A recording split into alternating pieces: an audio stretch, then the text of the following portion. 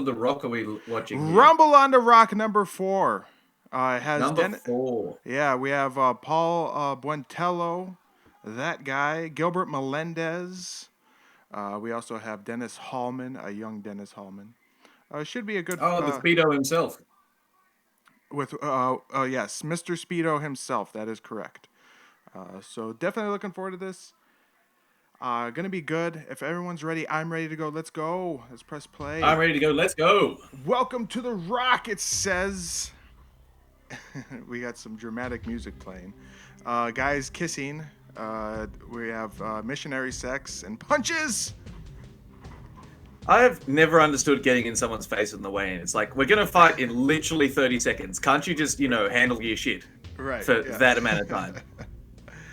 Nicholas Pena's here. Let me read some chat. We have Tony Torres, Joey DeClue, Jonathan Was Wrong is here as well. He's back after a hiatus the last couple of weeks. Nicholas Pena. We are going to be watching Rumble on the Rock number 4 from Hawaii. I'll tell you a little bit about this here. This event was held October 10th, 2003 at the Blaisdell Arena in Honolulu, Hawaii, United States. There is Phil Baroni commentating. We're shown shots of BJ Penn and Takanori Gomi. There he is, the New York badass. He's not the sharpest knife in the drawer. And he's not, but you know what? I quite like him. I'm not sure if he's said anything like offensively insulting yet in his life, but no, it wouldn't surprise me if he does. You know what? Honestly, I'm surprised that he's not better at cutting promos, but I can understand him losing at bare knuckle boxing. I don't think he's been super active in like MMA and training in general for like fighting. So him just jumping into a random bare knuckle boxing match with Chris Lieben was a horrible idea. It's a horrible idea for the both of them, but at least one of them won, I suppose. Hold on. Although neither of them have been paid yet, so. Yeah, that's right. He's fighting out a team. Jesus is Lord.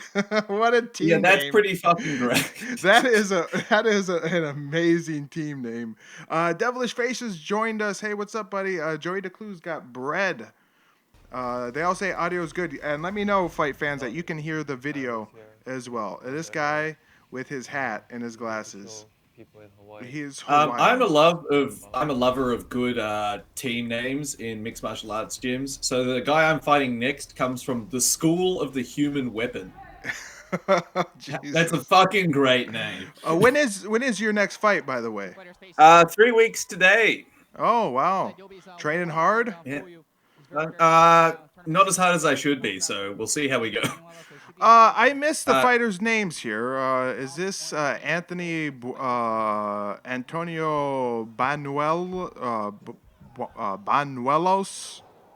versus Yobi Song? Yodi Song. Yobi Song is from Team Jesus is Lord, I believe. Yes. So he looks like he is Japanese descendant Hawaiian. Team Chemo says devilish face. Yeah, he should. Jesus. The fact that he didn't walk to the ring with either a big banner of Jesus crucified saying, "If I'm okay and you are okay, explain this," right. or just a huge cross on his back is a massive missed opportunity. By he does not have a single tattoo on his body, though. So I don't know. Is he really from Team Jesus if he doesn't have Jesus tattooed across his belly? That's right. I do need to have that video on standby to just be able to hit it at any time. I think I could probably set up a scene in OBS here and just click it. You probably could. Just always have Jesus ready. Oh, lovely double leg there. That was awesome. If somebody went to our OBS Streamlabs, I think, and gave us money, they would get the Jesus gift. Whoa! Big suplex. Oh, big German too, yeah. Jesus, the power of Christ does not compel Yobi Song at the moment. He is just getting beaten up. And as we know from every post-fight interview everywhere, Jesus loves knockouts. So maybe Jesus hates Yobi Song today. Everybody in the chat, you let me know if the video is now too loud. I turned down Alistair a little bit because he was a little too loud, but let me know, fight fans. Well, that's just because I'm yelling like an idiot. I'm leaning on you, chat. I'm leaning on you to make sure that we are doing this right. So you guys need to let me know. We're up against the cage here, and he's going for a takedown there. Double leg, another double leg just sucked in the hips there and dropped Yobi Song on his back. Maybe Yobi's got good jiu-jitsu from the looks of the way he's walking his legs up. He's confident in it, but we'll see what happens. And we get to hear a little bit of Phil Baroni commentating here. I don't think he's any good. I don't have any high hopes for his commentating partner, though, the bald-headed guy with the mustache. Generally, all MMA commentators are, at this point, they're various shades of terrible. Right. Like, much as I love Bas Rutten and Stephen Quadros and occasionally Joe Rogan, they all just, not great at this point in their careers. Right. Yeah, for as much as I love Stephen Quadros... he's phoning it in at this point, isn't he? Yeah. I think he got a little bit annoying here as we're getting towards the last year of his Pride tenure. He just kind of is annoying. I still love Quadros, but he's getting shades of annoying in his commentary style, circa mid-2002. Hold on, I'll be right back. You take over for a minute here, buddy. I'll be right back. I will comment on the tramp stamp by Mr. Anthony Banuelos. I don't know what it says, but it looks completely hideous. And he's just wrestling all over our man from Team Jesus here. So that man should stop giving up turtle because he's going to get suplexed again and again. Although we've finally broken out of this wrestling sort of clinch. So we'll see if there's any striking from either of these two guys. Now, as I'm back. I am back. Hey, real quick here. Nicholas Pena said, Phil Baroni nowadays is training to become a pro wrestler. Yes, trying to follow the steps of Matt Riddle, but the main difference is that he is bad at pro wrestling and he's old. So he's all right at like traditional American style pro wrestling, whereas Matt Riddle, I feel, has a greater like repertoire of technical ability. So he can do shoot style, he can do sort of modified Japanese style, which is sort of midway between shoot and whatever, and then he can do just straight American big dumb style, whereas Phil is just too old and too slow. Like, he's pretty fast compared to old and slow pro wrestlers, but he's sort of stuck with the American style, just lots of suplexes. Yeah, I think he's in great fucking shape at the moment. Oh, yeah, but he's about 15 years too late jumping into pro wrestling. I mean, if you're coming from MMA, you're mid-30s, yeah, you can make the transition. But I think is Phil Baroni like 44? Might be a little long in the tooth to be trying pro wrestling. Real quick here, he'd be right. Ken Shamrock came back not too long ago at Ultimate Bar Brawl. I think it was either Tom Lawler or Matt Riddle. It was one of those two. Phil Baroni is an interesting follow on Twitter because you will. I'm confused though when he actually started pro wrestling because he claims he'd been training pro wrestling for a long time. I would say Ken Shamrock obviously started out as a pro wrestler after college, so I could see him going back to it because he was trained by I can't remember the name. It's Malenko. Yes, that's right. Yeah, he was trained by Boris Malenko. So he's got good pro wrestling roots. Phil Baroni, I don't know. He claims he trained pro wrestling before he went into MMA. But let me get some of the chat here. Finally realized where the Jesus sound clip was from, says Devilish Face. Jonathan was wrong, said ironic team name. Not sure how much Jesus approves of sport fighting. Also, Christians don't do tattoos, except unless you're chemo. Unless you chemo. Yes. Or my coach. My coach has a massive like Celtic cross on his back. It's fucked. Oh, yeah. I love that man, but he's got awful tattoos. Is he Celtic? That's the question. I got no idea. I think he just liked the design and just decided, Okay. you know what, I'm just going to get a huge one of those on my back and that'll be fine. I think he did it when he was younger. Um, Super into Jesus, mind you. Rob Hill's here. Hey, what's up, Rob? Glad you made it, buddy, old pal. Devilish Face said gloves are way too red. Mo Hollywood, buddy, what's up? Why does anyone think that Matt Riddle never made a bigger splash in the UFC? Was it the weed? It was the weed. It was the weed. You think? Yeah, I was gonna say he didn't really apply himself like super well. No, he did fairly well in the UFC, I remember. Like, he did all right, just as sort of an overall thing in his career. But before he could get going and off the prelims, he just got pulled up for weed 3 times and was just like, you know what, fuck it, I'm a wrestler now. Yeah. Nicholas Pena, Rings Holland, crappy singlets, Vale Tudo in Brazil, swimming trunks, Rumble on the Rock, Banuelos' tramp stamp. He does have he's got, not sure what it says. It looks like it's a Spanish of some sort. Maybe Nicholas Pena can translate for us. Even though I'm married to a Mexican, I know barely any Spanish. Jonathan was wrong says Chemo isn't a good Christian rep. He's kind of full of crap. Jesus no likey hypocrites. Also, Matt Riddle was good. What about Joe? What about Joe Son? Jonathan was wrong. I'm not sure if Joe Son was ever a part of Chemo's like Team Jesus thing.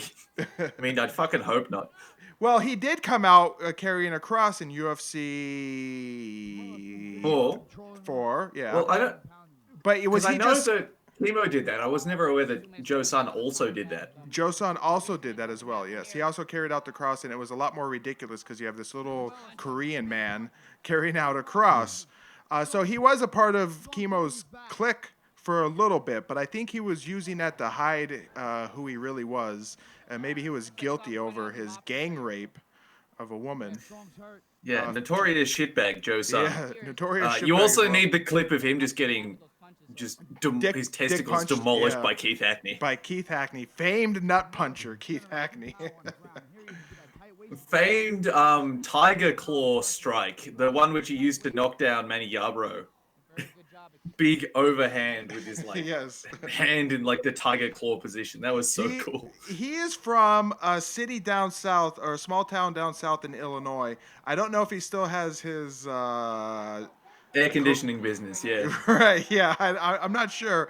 But I would love to meet Keith Hackney. I'm sure he's a local legend. I forget the name of the Illinois town he's from, though. Is he also an Illinois pig fucker? He is an Illinois pig fucker as well. I'm sure of it. I do know he loves to punch dick, though, because he punched a lot of dick in the UFC. Keith Hackney was so fucking great. I love that man. We've got Mr. Banuelos trying to set up an arm triangle here and passing them out. He's just been wrestling all over Mr. Yobi Song. Not a super exciting fight, ladies and gentlemen. Despite those big power double legs and suplexes we saw in the first round, otherwise we've just seen a lot of just wrestling from the referee's position. This could be a Khabib. This could be a Khabib fight, in terms of the domination, because of how much Banuelos has been all over him and stifling him. This is like Khabib fighting a green pea. Yeah, he's just mauling poor Mr. Team Jesus' Law. He's obviously not believing hard enough. And there is John Winkle. What's his name? I don't think that's Mike Winkle, John. He's too big. He's too big. Oh yeah, he's way too tall. Winkle John doesn't look like a fucking Cro-Magnon. Wait, so you're saying there's no resemblance to Winkle John? He kind of looks like Winkle John. Those are not the same people. Are you sure? 100% not the same people. Just because they're bald and white. Oh boy. Here's some more chat. We got Jonathan was wrong. Joe left the team, Chemo's team, I assume, after the cross carrying. He was trying it on. Some people try to be good Christian, and it doesn't fit. Shame. Half-hearted tries at best, and yes, about Son being guilty. Mo Hollywood says Joe Son was totally Christian freak show. He winded himself with the cross going out in the match in the UFC, but him and Chemo also really, really loved the meth. They did. Yes, meth smoking, insane man, Chemo liberal. Is Chemo dead? I swear Chemo's dead. No, he's not. He's Oh, alive. that's right. There was like a rumor going around that Chemo Leopoldo And was he, dead. yeah, Somehow he's still alive. yeah, he had to come out on Twitter and like various And be like, media I'm not outlets. actually dead. Yeah. He's like, I'm not dead, brah. Mo good. Hollywood said, so Keith Hackney is doing well now. I don't know. He might still be fixing air conditioners. He That's wasn't fixing them; he was selling them. selling air That's why he went to the conditioners. UFC, because he could get more of that, like of making it to the second round than Yes. he could on like a month's worth of commission from his other job. Oh god. The characters of the early UFCs. There's a lot of guys that just faded into nothing, that just disappeared after their one UFC. There's even a couple UFC champions that UFC, the one where Hoist Gracie had to pull out, and I forget who won it, but no idea. Oh, who I it have is. a video of that man doing cool shit on my channel, which has not yet been copyright claimed by the UFC, but probably will be. That's nice. I And can't I'm on babysitting duty as well because my wife is out shopping. Oh, cool. Don't worry, just bring your kid in and let him see some violence. He won't get too traumatized by this one. I remember the first time we had your son come in on a live stream, it was on Valley Tudo Japan, and just some Dutch guy was soccer kicking another dude right in the face. Steve Jenham, that's who it is. Steve Jenham, yes, that is the name. Guy who would really go on to not do a whole lot.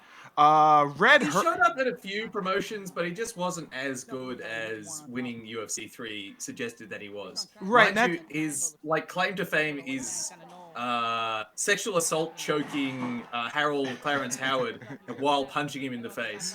I'm gonna post I'm gonna put in the live stream chat a little link to a 30-second video which people can watch, which shows the highlights of Steve Jenham's UFC career. It's a little like Red Herd, who was kind of a dopey white guy who won a Valley Tudo World Valley Tudo fighting tournament. He was in one of the UFCs, but I don't understand how that guy won any fights, but that's just me.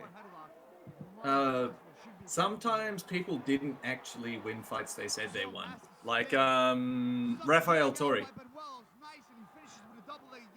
who is not actually Brazilian, is not actually called Rafael Torre, never won a legit fight, and then was on one King of the Cage show in a work fight, and then went to Abu Dhabi Combat Club and got gi choked in like 12 seconds.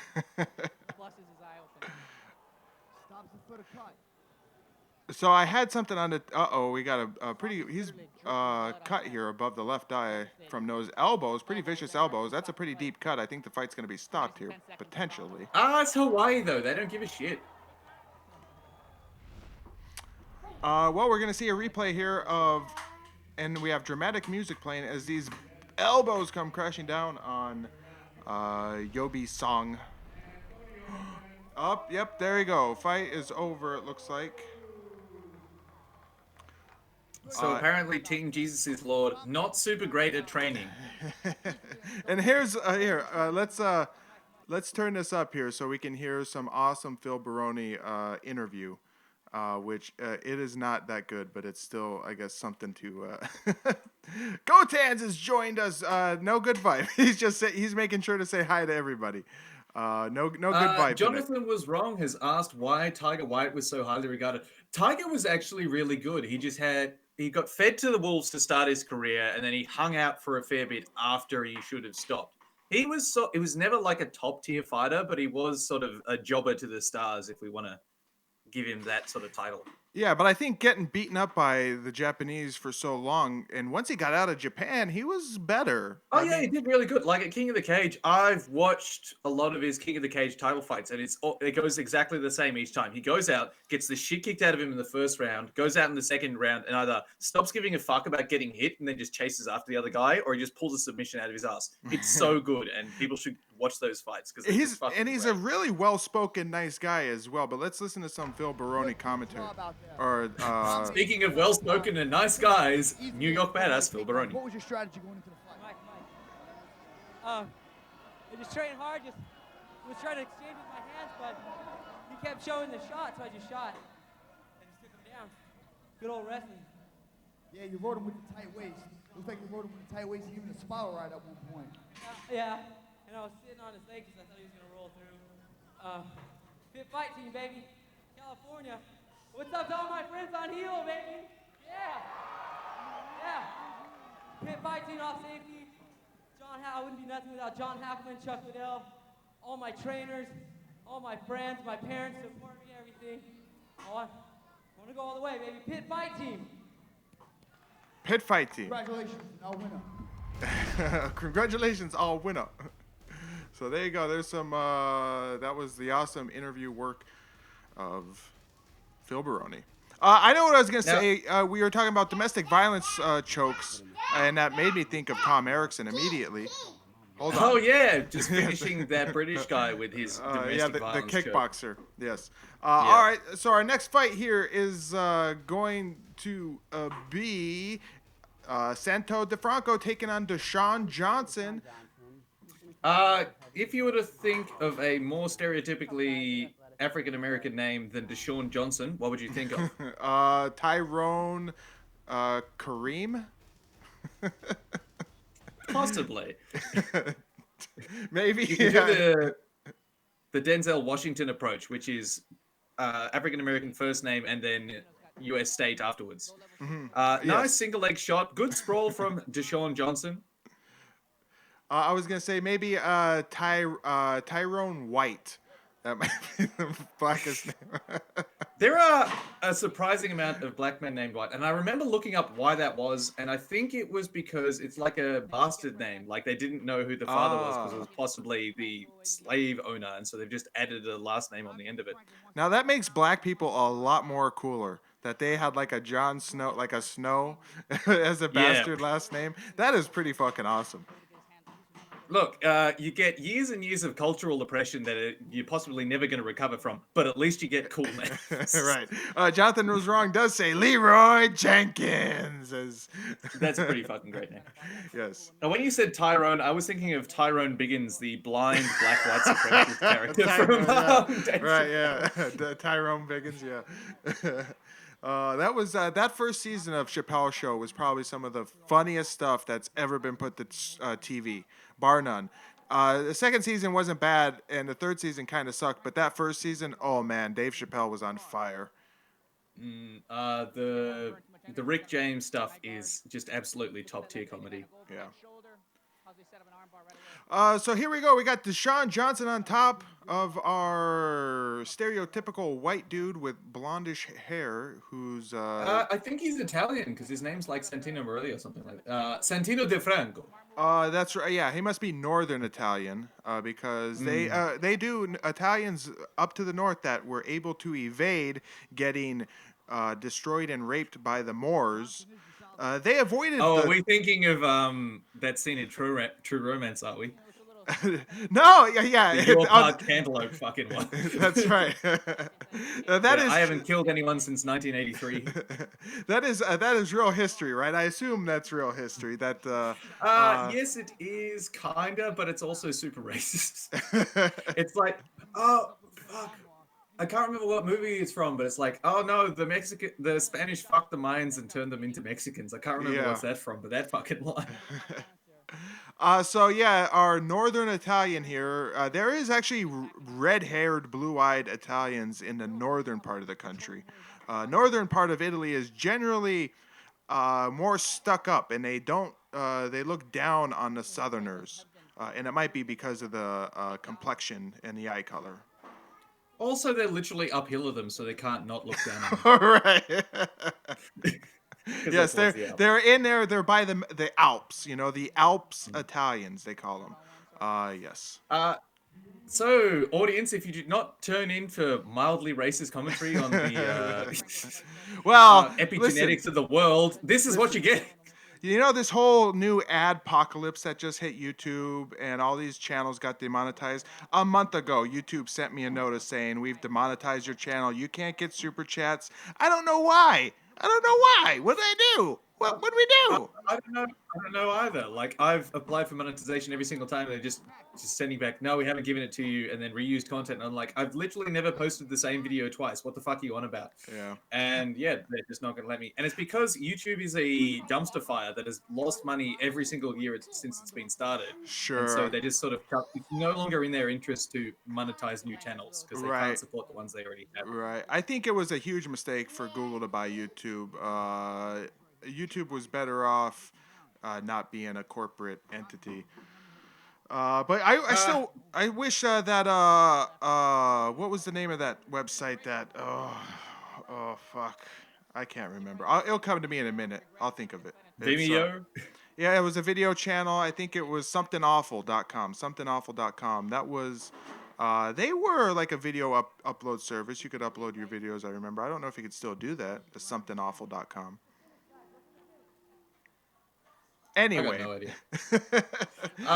Okay, so what I've done is I've looked through Vernon Tiger White's career because I like that man and he's pretty cool, and you can tell the difference of the moment he leaves Japan and people stop trying to kill him in the ring and like going to America and just fighting sort of middling people on King of the Cage cards, and he just carves up for ages there, and then he gets thrown into the UFC a couple of times for no reason other than to job for Chuck Liddell. We got some chats here. Rob Hill says, I would hang out with Joe's son. Are you sure about it? Not if you want to live. Right, the yeah, next day. definitely do not get into a jail cell with Joe's son. And my son is going nuts. Croatian War Master, he's joined us. What's up, buddy? Bandalay Chiva, he says. Hold on, I'll be right back. Read some more chat if you got on screen there. I do. Yeah, so we have definitely devolved into the, I don't even know what the, phrenology of the world, just discussing from what ethnic groups various people come from. Well done me, I should have never brought that up, being that I am completely lily white and in Australia. We also completely missed the end of the match, which was by an illegal knee, and so everybody's complaining about everything. I can understand that, of course, having been on the receiving end of 2 illegal strikes in my last fight, and then not having the referee talk to me about it at all. But there we go. All right, I'm back. So the doctor checked. Danielo Jovanovic has said, "Oi, retard, turn on some pride fights." What? What? It's as if he didn't read the description of what we were watching today and why we were doing it this way. Danilo, this is Legends Never Die Live. It's a different show. Pride Resurrection I know I've got the neon up here, but Pride Resurrection is the regular show. Anyway, I guess we've got a winner via disqualification or DQ. Yeah, DQ, illegal knee. All right, so we got Phil Baroni again back doing the post-fight interview. Surprisingly, everyone on this card has a picture on their Sherdog profile. Yes, I did see that. That is pretty I don't understand why, because a lot of them didn't really go on to do much. No, they didn't. They really didn't. Like Andy Montana. Stephen Pauling had a pretty good run. Steven, I think maybe says. Gil Castillo did some shit. So did Ray Cooper, I believe. Yeah. But yeah, a lot of these people, I got no idea who they are. Mind you, a lot of these headshots are just like screenshots from this particular card. Yes. So I think maybe someone went through with like Rumble on the Rock was like, you know what, everyone's getting a picture on their Sherdog. Right. Now, see, that is a good Sherdogger. I don't know if Sherdog has like independent people who update these events, but that's a dedicated man right there. On to our next fight, the third fight of the evening, fight fans, which sees Gabriel Casillas taking on Ross Abanez. Here's Gabriel. It's Castillas, so the double L turns into a Y. Oh, God. Not to be a dick about it. I'm a white American. But I'm going to be a dick about it. Listen, if you want a quesadilla, I am white American. It's a quesadilla. There's Ross. Is his name Ross? Yes. It's Ross Ibanez, yes. Ross Ibanez. Yeah, that's right. He's got a pretty thick neck there. He doesn't have a neck. It's just his head is a cylinder. It's a stump. Straight yeah. from shoulders to top of Right. head. Yeah. With a couple of lumps poking at him. Oh, that's great stuff. So let's see here. Maybe he's been doing that Diego Sanchez things where he like ties a leather strap to the ring post and hangs himself to strengthen his choke resistance. Right. So can we see is Abania is going to be a wrestler? What do you think? He's He's from the BJ Penn team, so he's gonna throw hands and then I don't know, lick blood off his gloves. right. Oh, he got He just got rocked. clipped with a left hook there. He got clipped again. Yeah. Eating uppercuts from Gabriel Casillas here, but he's gotten into the wrestling, gotten double underhooks. He did the traditional boxer thing, which is throw left hook with your right hand down by your nipple and don't give a fuck about defense, and then wonder why you get clipped. So he's trying to get a takedown here. He gets it. Nicely done. Ibanez went, Casillas went for the wizard throw there, but just very strong wrestling from Ross Ibanez. He's got tiny little angel wings on his shoulders. That's very cute. We got a stoppage here. He's cut, I think, in the left eye. Lots of cuts tonight. This is the third fight in a row with a cut. Maybe it's the shitty gloves. Like maybe they bought some really cheap gloves that got very exposed seams. Yeah, that could be. Oh, that hurt. He's like, ouch! That's. The doctor just poked him right in the fucking eyeball. And now he's flinching every time. Or maybe I think he's got alcohol on that swab, and he just keeps stabbing him in the eye with the alcohol swab. Just like, get some sting on you. Okay, look at this old fuck right here. And Lyoto Machida, a dark Lyoto Machida, has suddenly appeared. Just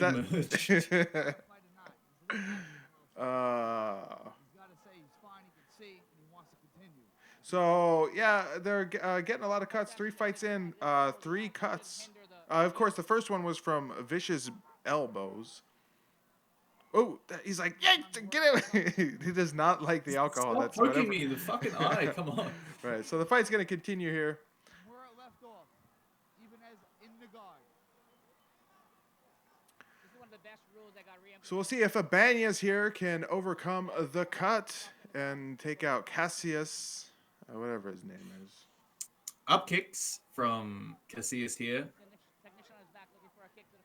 Abanez is a very thick human being, like just thick through the core, thick through the neck, thick thighs. Yeah, Just I was a gonna chunky say, person. I was gonna comment that on earlier. It's like his whole body is just thick. It's not like, you look at Crow Cup and Crow Cup's got like bloated thighs. His thighs were really big, but the rest of his body was muscular, kind of slender. This guy, it's just up until recently when he got back on the juice. right. Yes. And I wonder if that contributed to his heart condition at all. Crow Cop, potentially. Yeah. What didn't like one of the veins in his neck explode or something super bad? I thought it was something like a heart like something going on with his heart. Anyway, I don't think Sylvester Stallone, who's been on the fucking horse pills for like ever, I don't know if he's ever had a heart problem, but he's coming back for the next Rambo. Is anybody excited about the next Rambo? It looks pretty cool.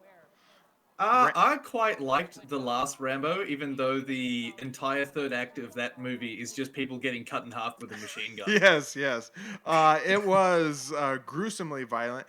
I remember seeing that when I was like 14 or something. I really shouldn't have been watching that movie. Right. At the time. I did not like some of the digital blood and some of the digital blood splatter that they used. I thought it was kind of cheap. They should have just went all jibs. They did pretty well with the practical stuff. They did. Third person which he cuts up with that 50 cal, and they're just like, there's obviously just some grip just standing off screen, just chucking like squibs at the front of that machine gun. Got some chat up here. Let's see. Mo Hollywood says they are very careful about the bloodletting here. The ref, Larry someone? You think he looks like Larry? Does he look like a Larry?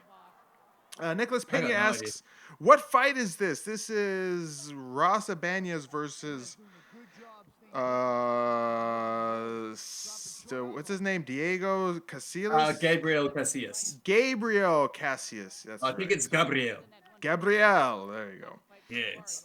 Mo Hollywood also had chemo. Kimbo had a heart problem. Mirko too. What did Kevin Randleman pass away? I think he passed away of an enlarged heart or something like that. I thought. Yeah, it was something not good. Mind you, the fact that Kevin Randleman didn't die to that staph infection earlier in his career is an absolute miracle. Yes. Have you?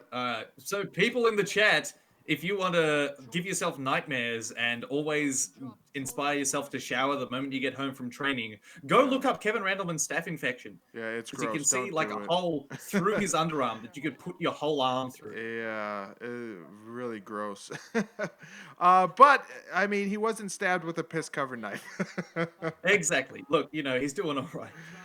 So I got that Pride book. Have you heard of that Pride book, Before the Fall by Lee Daly? Secret Files of Pride, the one that's just like a PDF floating around online, or another one? No, this is Lee Daly. He wrote the book. He's Scottish, I think. I have opinions on the book. Now I bought the book because I thought it was important to support independent creator. Oh, what a knee and what a shot! He's got him down. Oh, good on you. But still, tell us of your opinions on this book after this man gets punched in the face. What is the referee doing? He's like slapping the mat like a WWE referee. I think I'm gonna do a video review of the book, and there's stuff that I could explain to you. I would have to read it, and it probably wouldn't make sense. But if I have the book in front of me, like I'm showing you the stuff, it might make sense. It's like the imagine if you're reading a Wikipedia entry and everything, Wikipedia is generally written in continuity or in like a timeline, right? Yeah. Right. So imagine if you're reading a Wikipedia entry for somebody and it was all out of order in terms of timeline. Okay. It's like a Christopher Nolan movie. But poorly executed. Books, historical books that are supposed to be like a documentary, like a historical retelling of an event or a promotion, should not be done like a Christopher Nolan movie, where you start I think if you do it, you could do it quite well. So, say for example, if he started with like the collapse of Pride and then went back and was like, okay, these are some of the things that contributed to the collapse of Pride. Yeah, that could work. 2 parts. That could work. Yeah, so it was like 2 like narratives that were sort of mostly so both started at a particular point in time and then went forwards in time and then ended. You could be all right, but maybe that's not what's happened in yours. Yeah, no, so that's definitely not what happened. And I'll probably do a review on it. I just don't want to be too harsh on it because I understand he's like an independent guy, and I don't think he had an editor. That's the problem, is I don't think he had an editor. I think he edited it himself. And when you're writing, and you're writing something and you begin to no longer see your mistakes because your mind reads what you wrote as what you intended to write. Exactly. Not what you actually put on the paper. Right. So there is typos. It really needed an editor to kind of someone who knew the subject matter to restructure it a little bit, because there's literally a part in the book where it's talking about it's talking about Takada, and then like the next paragraph it starts talking about England. Like literally there's no transition, there is no segue. It's just like sharp cut talking about England and what's his face that trained Sakuraba. Billy Robinson. Billy Robinson, that's right. And it's really the narrative of the book. It's like a Wikipedia book on. I feel like I could understand what he's going for with that transition, because Takada was also a student of Billy Robinson, and so I think he's like, well, everyone knows that, even though possibly everyone doesn't necessarily know that. So there was like a transition there. Like maybe he needed a sentence or two to put those 2 paragraphs together. Yes, there was for your uninitiated reader. Yeah, there was something lacking. Anyway, we got some chat here. Let's read it. Mo Hollywood, damn, I stepped away for a tick and missed your Randleman reply. I think his heart exploded. His heart, something happened. I think he had an enlarged heart. Something was going on there. Yeah, and had a massive heart attack, and then Jonathan was wrong. It's says, really ping, sad ping, because Randleman, ping, by ping. all accounts, was just an excellent human being. Yes. Christopher Pace, what's up, buddy? Oh boy. Howdy, guys. What's up, Christopher? We're glad you joined us. Slip says Jonathan was wrong. Green Trunks makes himself fling onto the mat, says Christopher Pace. Yeah, that was a desperation. Or he just slipped. What is he counting him here? What is the ref doing? Stop, I think ref. he's all right. I've got what he's doing here. In order to stop the complaints of like an early stoppage, he's going defend yourself and then gives them a 3 count to do it. Oh, okay. But it looks super fucking dumb.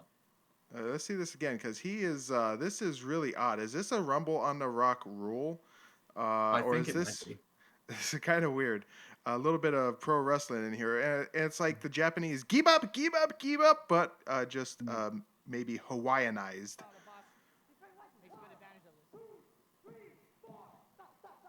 He gave him a 4 count. Yeah. But he wasn't even getting hit at that point, so I don't know what the fuck he And was doing. so he separates them. Why? Is he just separating them to give No, I think that's the stoppage. the fight's over? Well, there you go. Rosa Banez with his angel wings is the winner. And the other guy is left confused. Like, but look at his what the fuck? face. Like he was getting the shit beaten out of him. He but was he's just getting like, his oh, shit. come on. I wasn't getting the shit beaten out of me at that exact moment. Yes. And so now he's explaining his stupid bullshit rules to the man. Yeah, hey, listen, that's just how I do it, buddy. He's like, fuck. And we got our Rumble on the Rock announcer here, very slick guy. I think that was our extremely dark Lyoto Machida. Oh yeah, I think it might have been, and he's almost got on like a. Or maybe it's just some other guy with a really bad early 2000s goatee. So when I did the Rumble on the Rock #1 Classic MMA Revival, I did have a lot to say about that guy. I don't know his name, but I think he was like the announcer, ring announcer for. He might have also been like the founder of Rumble on the Rock. I think maybe. Christopher Pace says my last comment got censored. I don't know. I know Gotan says his comments get censored a lot, but I don't know why it would. Maybe YouTube is watching. maybe YouTube is keeping an eye on the live chats. Did you say the N-word? I'm just gonna write something in chat and then see what pops up. I don't think your link for your video went through, so if you want to give it to me in Google Hangouts, I can post it. Okay, apparently I can write that, but whatever Christopher Pace said is not allowed to be said. I'll wait to see if it comes to fuck, cunt, asshole, fuck. Okay, so See, there we go. you know what, Christopher Pace, maybe I can make you a moderator here. Maybe that'll add moderator. I can put user in timeout, hide user on this channel, add moderator. I won't use those other 2 tools. So now Christopher Pace. Why don't I just make everybody moderators? That way, listen, you guys are moderators. You don't go removing people. All right. We'll see if that pops up, but if not, I've sent you the link to my Steve Jenham kicking ass video. Listen, everybody gets to be a moderator. You get to be a moderator. You get to be a moderator. Just don't abuse the power. Like, I don't know what powers you get as a moderator, but maybe this will stop. Another man from Team Jesus is Lord. Let's go back. Stephen Bozo Pauling. Yes. I don't know if it's Stefan or Stephen Pauling, but it's Stephen with a PH and an EN. And this guy is Bozo Pauling. Yes. And is this him wearing this ridiculous hat? Jesus is Lord. That's an intimidating. I like that name though. And there he is. Hold on, I'll be right back, guys. I'll make. I'll keep. He's a cool Asian, obviously. I'll keep making and Gilbert people Melendez moderators. rocking his early career throw, which is so good. Gilbert is really short for a lightweight, like 5'8". That is tiny. All right, let's see how we go here. Based on our previous vision of Team Jesus is Lord, I do not have high hopes for Bozo Pauling. Although Gilbert Melendez just pure aggression at that point. That was barely technical. And I think that was a danger of his early career. And he nearly got tripped up by Bozo Pauling. Just charges into the clinch and gives up double underhooks quite easily. He's got quite the fro on him. This other guy, what's his name is Gilbert Melendez. Yeah, yeah. Gilbert Melendez has quite the Jew fro at this point in time. Yeah, it's so my neither of those things I sent through have popped up on the live chat on the actual video, and I don't okay. know if they popped up on the live chat in So the here's actual what you thing. do. You send me a message, and okay, I got the message. I'll Yeah, post yeah, that. got Yeah, but so for some reason YouTube does not allow anybody but the channel owner to put in links. So what about swearing? Does it allow you to do that? you can swear. I think you can swear to your heart's content. Well, it didn't seem to allow me to drop C-bombs, so we'll see how we go. Gilbert Melendez is Oh, kicking ass here, I saw your comment, but maybe YouTube removed it. possibly. YouTube might have. Because I seen it in the live chat, but nope, they might have. Huh. Might have removed it post haste. Yes. Um, Oh, you know what? I think I might have enabled. Maybe I'll turn that off. There's a option to filter spam messages. So let me. perhaps that was spare. Look, Maybe I they don't thought think that we was get spam. enough viewership for it to be spam, for there to Right. be like spam required on your channel. Much as I love our loyal viewers, we're not getting any more Yeah. apparently due So to the shadow banning. so if anybody is not a moderator, you just post in the chat, and I'll make you a moderator. That way, everybody is blue and has a wrench. Christopher Pace can swear, so we're good. Oh, there we go. Awesome. Awesome. So let's read some of this comments here. Nicholas Pena, Bozo the That was Clown. a really nice trip by Bozo Pauling there. And a very young Gilbert Melendez here. He's almost barely recognizable. What is he, 19 years old for this fight? He looks really young. He's He also looks, very green, like in his style. He's just yeah. extremely aggressive and putting himself out of position just out of sheer rage. I'll You read know who some. Bozo Pauling looks like? Mark DeCascos. I can't say I know who that is. Mark DeCascos, he was in that really crappy Double Dragon movie. He was the host on American Iron Chef. Yeah, so Doesn't help. Devilish Face, hold on. He says maybe something here that'll help me. He says it's in the chat itself, but not on the screen. So let me. So maybe you filtering out the my Yeah. hideous spam is obviously causing it Yeah, to not turn up. let me fix this here. So okay, I'm gonna fix my Yeah, chat box Gilbert here. giving up his back, going for that single leg, bit dangerous, but he might be able to suck the leg all the way over. Yeah, he has done that. Although he's in a triangle, he's managed to trap the other leg down. So we'll see what he does. We got some crazy. Yes, and Christopher Pace, Gilbert Melendez's name is in fact Giblet Melendez. Gibbler Melendez.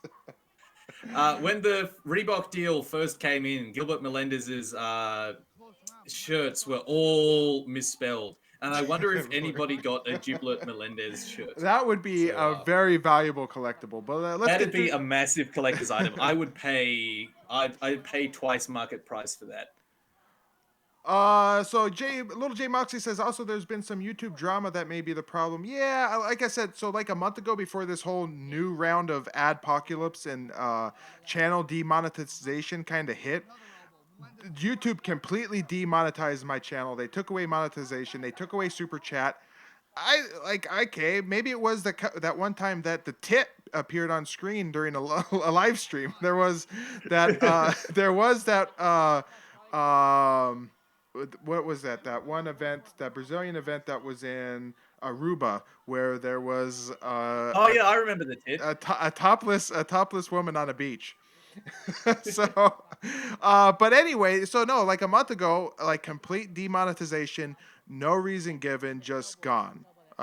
So maybe it's because of all the content I've been stealing from the UFC. Possibly. Maybe it was Sky Well, I TV. think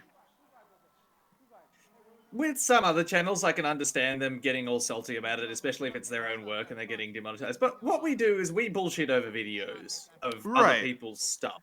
And so That's we're right. in a, I'm not even going to say a gray area. We're definitely doing something that, in the strictest interpretation of copyright law, we're not supposed to get paid for. Right, So, because you know what? I'll allow it.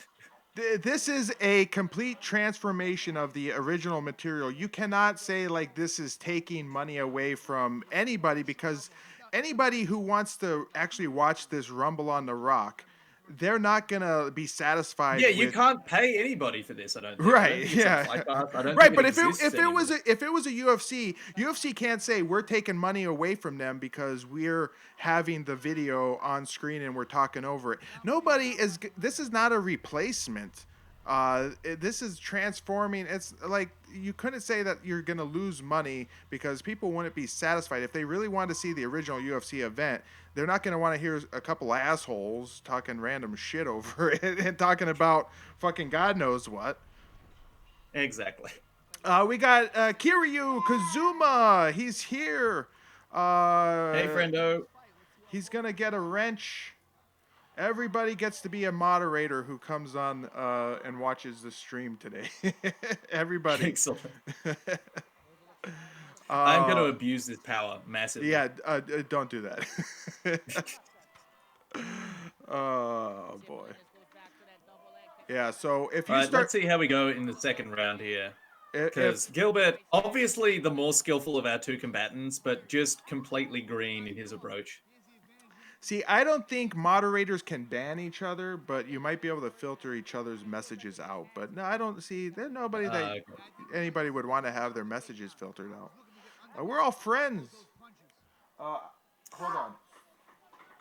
Obviously, Gilbert's coaches told him, be a bit less aggressive, and so he was like on the back foot for like 12 seconds there, and then he's just charged in and eaten uppercuts for no reason. So it's like he's half listening to his coach's advice and then going, you know what, fuck it, gotta fight. Stephen Pauling actually had a pretty good career as he was in a couple Shudo events, some Super Brawl events. And I said when I think I covered some of his history when I did the Classic MMA Revival. He was overall pretty good. His record is shown as 11-7, which is worse off than you would think here. Ah, that's pretty good. Like a lot of top names don't even come out of their careers with a winning record. You know what? As much as we give Team Jesus is Lord shit, there's a lot of people in there. There's Stephen Pauling's kid, Robbie Ostovich, who I believe was Rachel Ostovich's husband and then turns out to be a massive shitlord. Rachel Ostovich, who I don't think is associated with them anymore. Mm-hmm. Ray Cooper, again, someone who's fighting on this card. So the question is it's still active though? Somehow I don't think it's still active. Is Jesus is Lord? Well, Jesus is Lord will always be active in Christianity, but as a fight club. Where Rachel Ostovich is fighting out of now. I don't think she's in. Oh, apparently she's still associated with Team Jesus Lord according to her Sherdog page, but who knows? A reversal of fortunes here as Afro Gilbert Melendez is on top, pounding away onto Stephen Pauling. This fight has totally changed, though this is one of Stephen Pauling's last fights. He would only have two more after this, including one against. I had it here and I freaking took it off. What am I doing? I closed the window. Oh no! You've done something wrong. The fight card's gone. Bring it back. Oh, boy. Bring it back.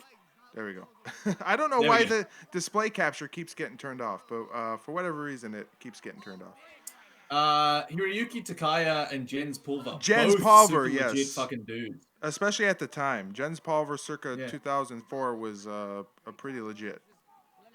Well, Hiroyuki Takaya doesn't get as good a record as he should have because he was the last Dream lightweight champion, fought in Strikeforce a fair bit, was pretty darn good.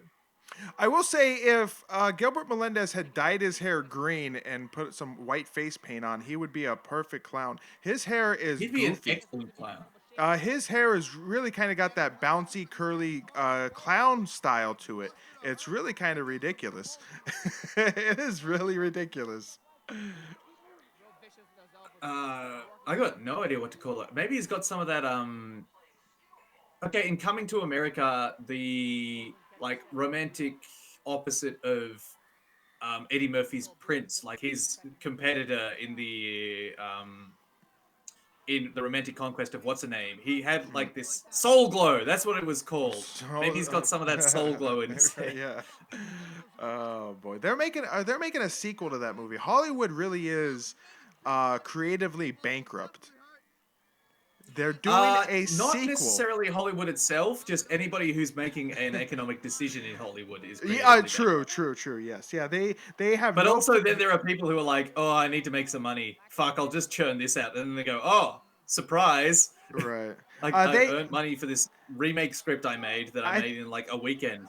So fuck, I guess I'm doing that now." The powers that be in Hollywood have no faith in original content unless your name is Christopher Nolan, because he consistently pushes out original stuff other than the Batman stuff, but everything else he did was really original and I think really successful. I am kind of a Christopher Nolan mark, although I recognize him as kind of a hack because when you start to break down his movies, they don't make any fucking sense. No. Even Dunkirk, I enjoyed Dunkirk, but I barely understood it the first time I watched it because they give little indication as you're watching three different time frames, in the beginning. They give you little hints. They don't really tell you. There you go. Gilbert Melendez is one. Has just been assaulted by his corner. It's like, haha, you beat the shit out of this guy. Now we're gonna beat the fuck out of you. So let's read Little some. babby elbows here.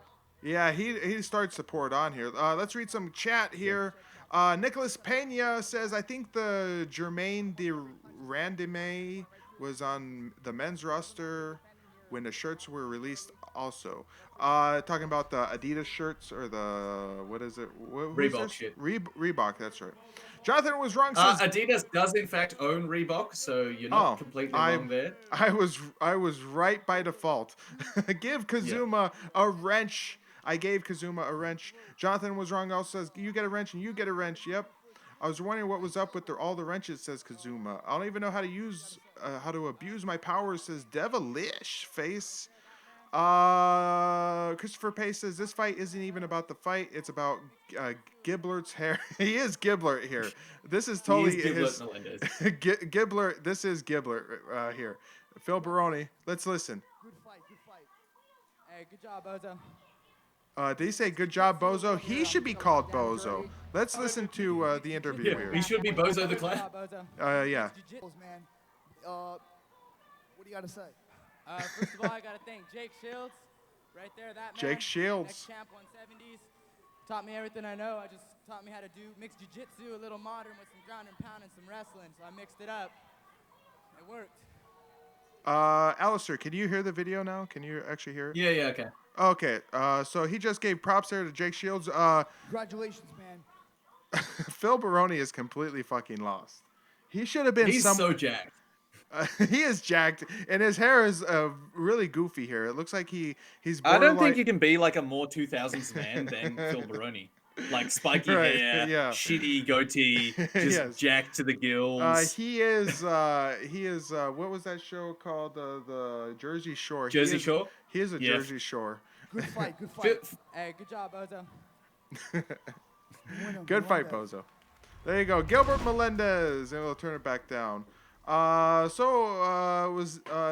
This card's been pretty good. It's been pretty action packed. This is a good card. I randomly picked. I picked this card just because it was Takanori Gomi versus BJ Penn. But man, not to spoil anything, but looking over the SureDog listing for this, you got a lot of good shit in this. Yeah, there's not many decisions to see, which is always good. That's right. All right, let's keep playing here. Also, I did notice, and I did want to say that Jonathan was wrong. Brings up Uwe Boll, who I think it's Uwe. Yeah, that's right, Uwe Boll, who made those horrendous House of the Dead movies. Did they make more than Uwe one? Boll is a different kind of creatively hack? bankrupt. Like, he's deliberately shit. And so I think it's like a modern art masterpiece, an Uwe Boll film. Sure. I do remember how spectacularly bad that House of the Dead movie, the first one, I think they made a sequel to that. Did they make a sequel to that? The first one was so bad. They did. Apparently it was legit. Still, I think the last couple Resident Evil movies, those weren't done by Uwe Boll, were they? They were done by the guy who married Mila Jojovic, wasn't it? Like his wife was the star.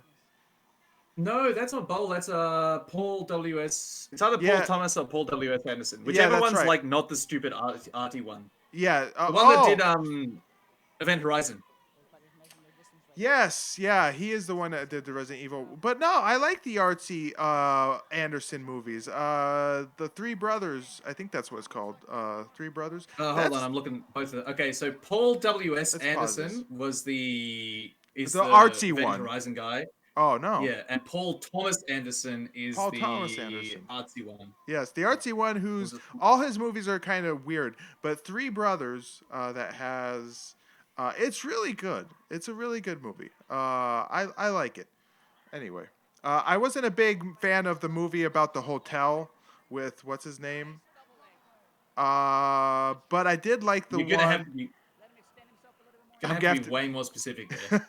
He did the Under the Sea one with the one underwater with Bill Murray. I can't remember the name, but that was a good one too. I like that one. Anyway, I'll leave it there. Things you did not think you were getting into when you watched this particular video. That's right. Eugenics. Eugenics. When did eugenics come up? Art film. That was when we were talking about whether or not Southern Italians. Oh, that's Northern right. Italians are different. Yes. Oh boy. Well, let's read some chat here. Jonathan Was Wrong says, I keep picturing Phil Baroni going up to people to interview them and being all like some punk on a fight. I guess maybe something was, there's a typo. It was all sup punk on a fight. I guess, I don't think I read that right. Jonathan was wrong. I couldn't read what you put there. Kiryu Kazuma says, Phil's on drugs with a Z. Yes, he is. Yeah, he might be. He TM'd the shitty goatee. He TM'd. Christopher Pace. Christopher Pace says, "Holy forehead." And Jonathan was wrong. Last time I'm doing speech to text. Apparently, I talk funny. Oh, he was doing speech to text. Apparently, you do.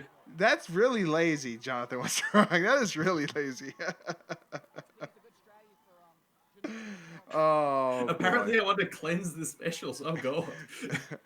Right. That's not what we want. Again, what was the thing I said? The first Vale Tudo Japan, the gorilla strong arms of Craig the Pitbull Pittman. Yes, Craig the Pitbull Pittman. That's right. Oh dear. Yeah, I will never stop anthropomorphizing fighters, regardless of how terrible it makes me sound. Yeah, I had the incredible giraffe limbs of Stefan Struve and Semi Schilt. Mm-hmm. What's funny is Semi Schilt. I was just thinking about him because he fights at the Pride Shockwave. Yeah, so I'm working on Pride Resurrection for Shockwave 2002, and I'm just gonna kind of do recaps on the kickboxing fights. I guess I'm not like super interested in the K1 fights on the card. So I'm gonna, but Semi Schilt fights a K1 kickboxer in a kickboxing match, not an MMA bout. So anyway, maybe we'll watch that one. Does he carve up? Does he what? Carve up. Do well. Oh, I think so. I don't remember the fight though, so I still have to watch it. Because I haven't like watched it. I just remember from originally seeing it years ago. Sean Taylor getting his ass kicked here, like badly. He's just getting Mark Coleman and Tito Ortiz. He's just Yes. stuck up against the ring. No idea how to ring walk. Just sitting there with a closed guard and getting chewed up by elbows. Yeah, and these body shots, and look at his body, how red it is getting. Clearly, that's taking an effect. Not a happy man. What was his? I think he was a kickboxer, so no wonder he's doing so shit. Except apparently he's training out of Grappling Unlimited, so I'm confused by what he is and whether or not he could do remotely well in this fight. He's helping him go into side control there as he inadvertently he's grimacing the whole time, but he pulls. Are you gonna say something, Thomas? You say hello. You gotta say hello. Say hi. Hi. He inadvertently helps his opponent get the side control here as he pulls him into position after he tries to do this hip escape here. So yeah, he's grimacing, getting beaten up here. His side is all red.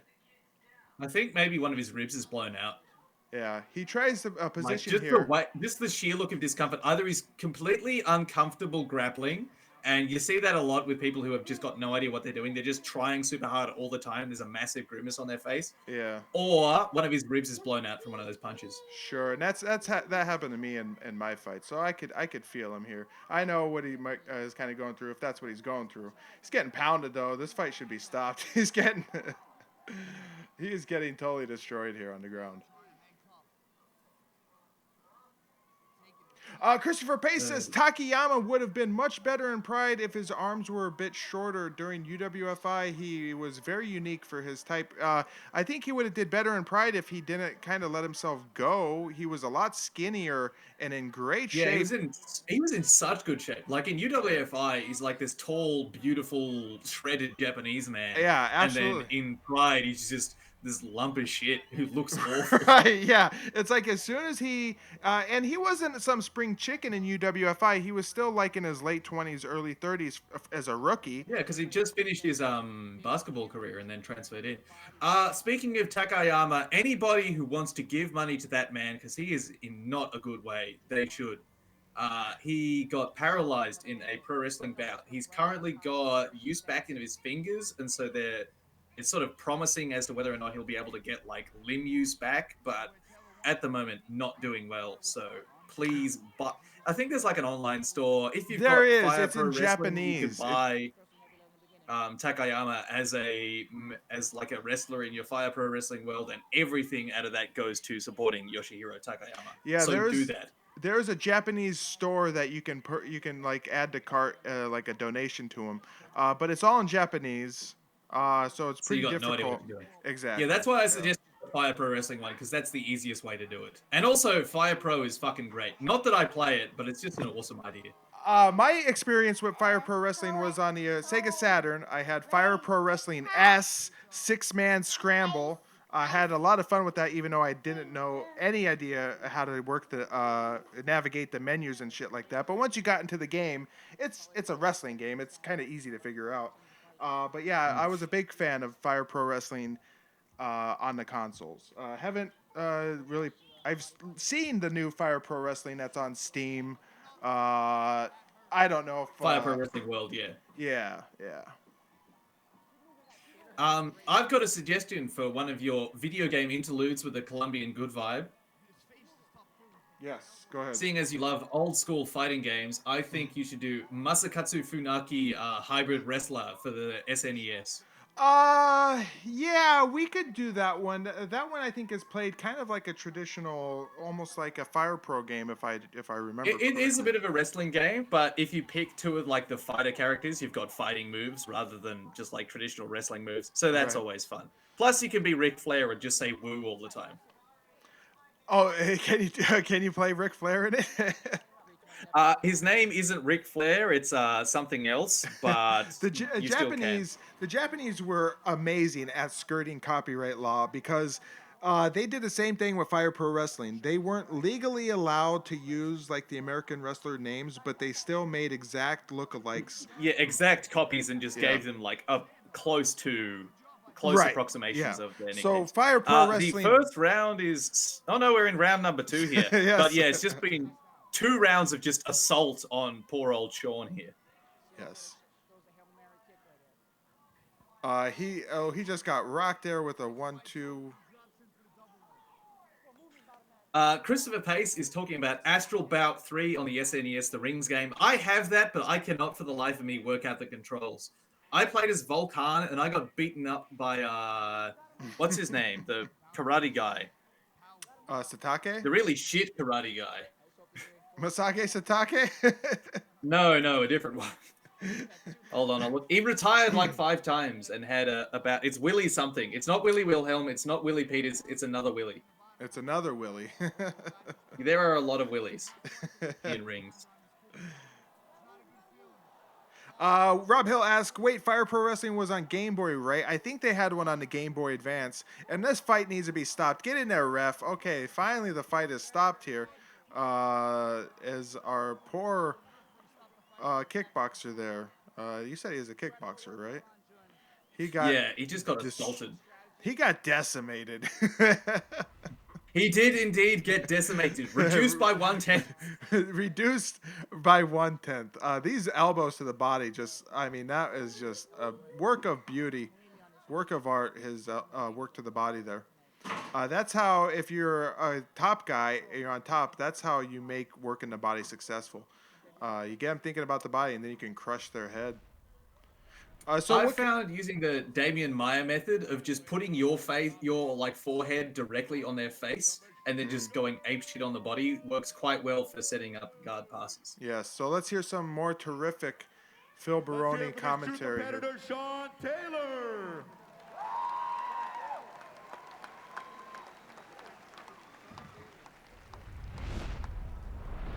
Ron, congratulations. That was a clinic, a ground and pound clinic. He was tough. He showed a lot of heart, but you really worked. A lot of what? Yeah, first and foremost, I'd Like like I love to Phil give Baroni. all praise and glory to God and my Lord and Savior Jesus Christ.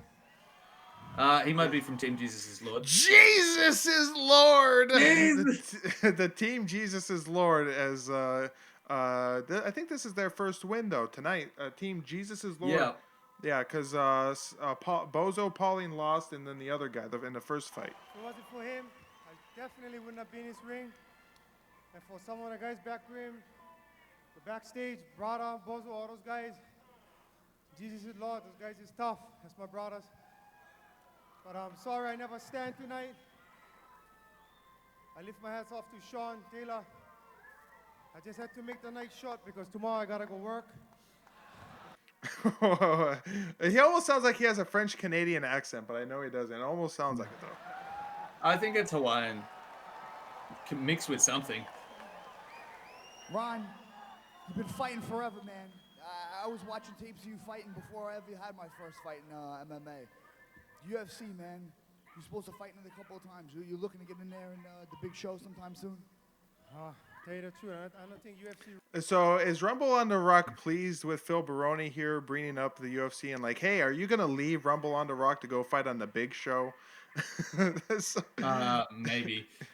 Let's have a look at this man's career. A lot of fights in Super Bowl, lost to Eric Paulson, Pete Spratt, and beat Shannon Rich, so that's another like half decent guy. He's fought a lot of decent guys, old Ronald, June, and then he just goes on this shit run. Mind you, pretty bad. So Jay Hiron, Talis Lettis, Frank Trigg, Antonio McKee, who I don't know who it is, Keitaro Nakamura, Eugene Jackson, and a couple of like who's. So he had just the worst fucking run there, just getting beaten up by really good guys. And apparently, no, they don't give a shit because they have Dana White there. Look at this fucking shit heel they got on screen here. Dana White looked like such a pudwhack. He looked like a complete imbecile. Look at him. Does this inspire confidence? You want to hand over the reins of your fight promotion? You hand him over to this guy, the Fertitta brothers. This fucking loser, this pencil neck. He is a honky. This is the biggest honky I've ever seen in my life. Even him going bald was kind of pathetic. Pre-steroids Dana White. So let's hear what old Dana White, our favorite Dana, has to say. He's even got a chick's name. Baroni, Cabbage Correira, and the president of the UFC, Dana White. Okay, we're here with the president of the UFC, Dana White. First of all, what brings you out here? Are you here only for the fights? Before he speaks here, if you want to find out some of the most amazing facts you'll ever learn about Dana White, you go watch our re-upload of Pride Resurrection episode 3. It is chock full of never before heard facts about Dana White. Does Dana White have a sex dungeon? The facts are even worse than that. There are some amazing tidbits about Dana White that you will get nowhere else except re-upload of episode 3. It is some fun stuff. Yeah, I came out here to support BJ Penn, obviously, and watch him fight tonight. Dana White came out here to. What do you think about the fighters here in Hawaii and what the Rumble and Rock, the quality of fighters? And I do love how they're pounding some fucking music in the background for this. And look at this. This guy is another odd-looking fellow. That the Rumble and Rock is brought here. You know, there's a lot of shows that go on all over the United States, and I don't have time to go see them all, but this is probably my 5th or 6th time to Hawaii. The reality is Hawaii is breeding some of the greatest fighters in the world right now, so every time there's a fight out here, I'm here to watch. And we have another UFC coming up. Why don't you give us some preview of what we can expect? The next show is November 21st at Mohegan. I like how Dana White's come out here to support BJ Penn in this match that he refused to put on. The New York badass Phil Baroni will be taking on Evan Tanner. And one of our key marquee matchups is Wesley Cabbage Correira versus David Tank Abbott. So clearly this is like a cross-promotional thing going on because UFC obviously had to agree to let Phil Baroni do commentary. I don't think they actually had to. Oh, there was no like it's exclusivity. Not fighting, so I don't think it's part of the no compete. Oh, okay. Dana White here with his little tongue going on there. He looks pretty quick, licking his lips, thinking of money. Yeah. If only he knew. I don't know. The Fertitta brothers, I think they got out at the perfect time of the UFC. UFC, I don't know if you agree, but I don't know. I think UFC is kind of on the downward slope of its. I think it's transitional. It's no longer becoming a thing where you follow a single person, which was how it used to be. It used to be made of stars. Now they're going sort of in the WWE approach where everybody's an all right person, and you might like some people more than others, but you just sort of tune in to put it on as a sport rather than as watching a certain fighter. Sure. But I don't think that's. Yeah, I don't necessarily agree with that way of running your promotion. But then again, I don't run a fight promotion, so I got no idea how to do it. Yeah. But I think they got out at the right time. I don't know if they're just like wizards that can see the future, but they sold at the perfect time because I think UFC's probably lost. If it was something that had a monetary value that was rising and falling like a stock, I would say that the UFC stock is probably pretty down low at the moment. But well, they did get out at the right time. They had like Conor McGregor as a massive person. They just had Ronda Rousey like drop off being a massive person. They're like, you know what? We've got Holly Holm coming and she's pretty good and just beat the girl. And so I think that WWE were like, this is worth a lot of money. And then surprise, both of those people were just kind of super boring. Let's read some facts real quick here because Christopher Pace mentions one of the Dana White tidbits that was in the video. Dana White breathes through both his mouth and nose during conversations. You know. He also says, I think Dana White makes loud farts during dinner. That's another Dana White fact. Anyway, if you want to see more Dana White facts, you go watch Pride Resurrection episode 3 re-upload because the original was taken down by UFC, them fucking jackoffs. Anyway, it's Did a whole you put lot a lot fun. of just dicks on the screen? No, I put the giant Dana White tidbits over the video. So so there's about 18 Dana White tidbits in there. They're all they get worse and worse. Some of them are really creative. Some of them are really bad. Anyway, let's read some more chat here before we hear more from Dana White. Kiryu Kazuma says, "Let me guess, Dana White did gay porn, didn't he? He might have." Rob Hill says he definitely did coke. Yes, I think he was might have been doing some coke there in Hawaii. Jonathan was wrong. Calls him a lizard.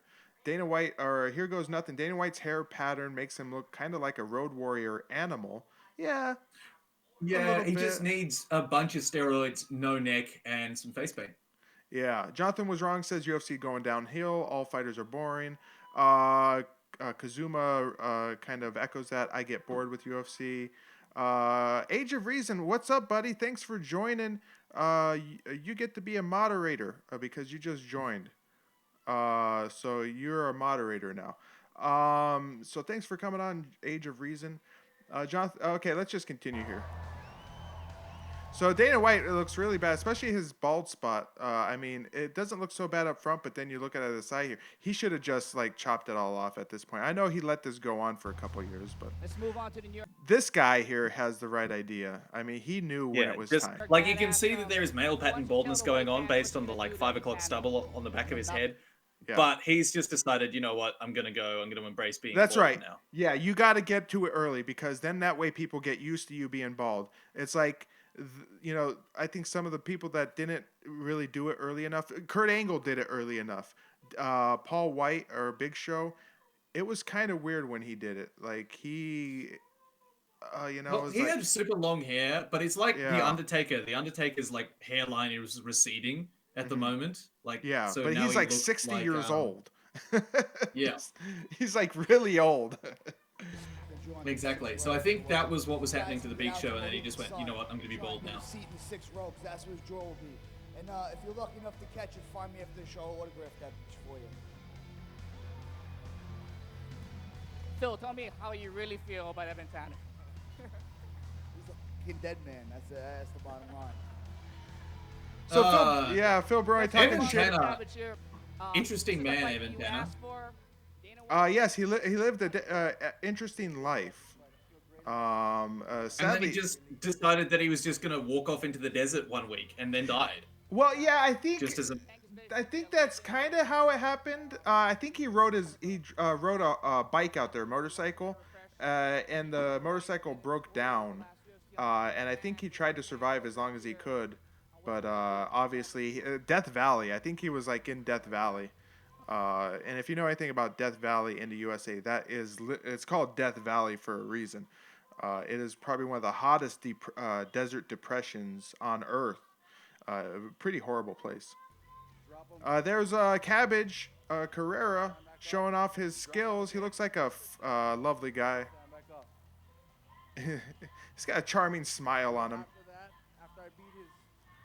In fact, let's since we're talking about Evan Tanner, I'm pretty sure I am right about his passing here. Let's see. he's definitely dead. Yeah, death. It seems some people express concern about Tanner's well-being going into the desert alone. Tanner responded to concerns about his plans for a desert adventure in a post on August 27, 2008. Tanner had recently purchased a dirt bike, and he rode into the desert region of Palo Verde. Okay, so it wasn't Death Valley. Rescuers found Evan at a spot where he stopped to rest. During that rest, he succumbed to excessive heat, slipping over onto his side into a position that rescuers found him in. An empty water pouch was nearby. According to the military article that was posted, Evan's motorcycle was at his camp, and within his provisions were ample supplies of water. Huh. So he maybe didn't take his water. That sounds a little fishy. So we got a Cesar Gracie fighter here.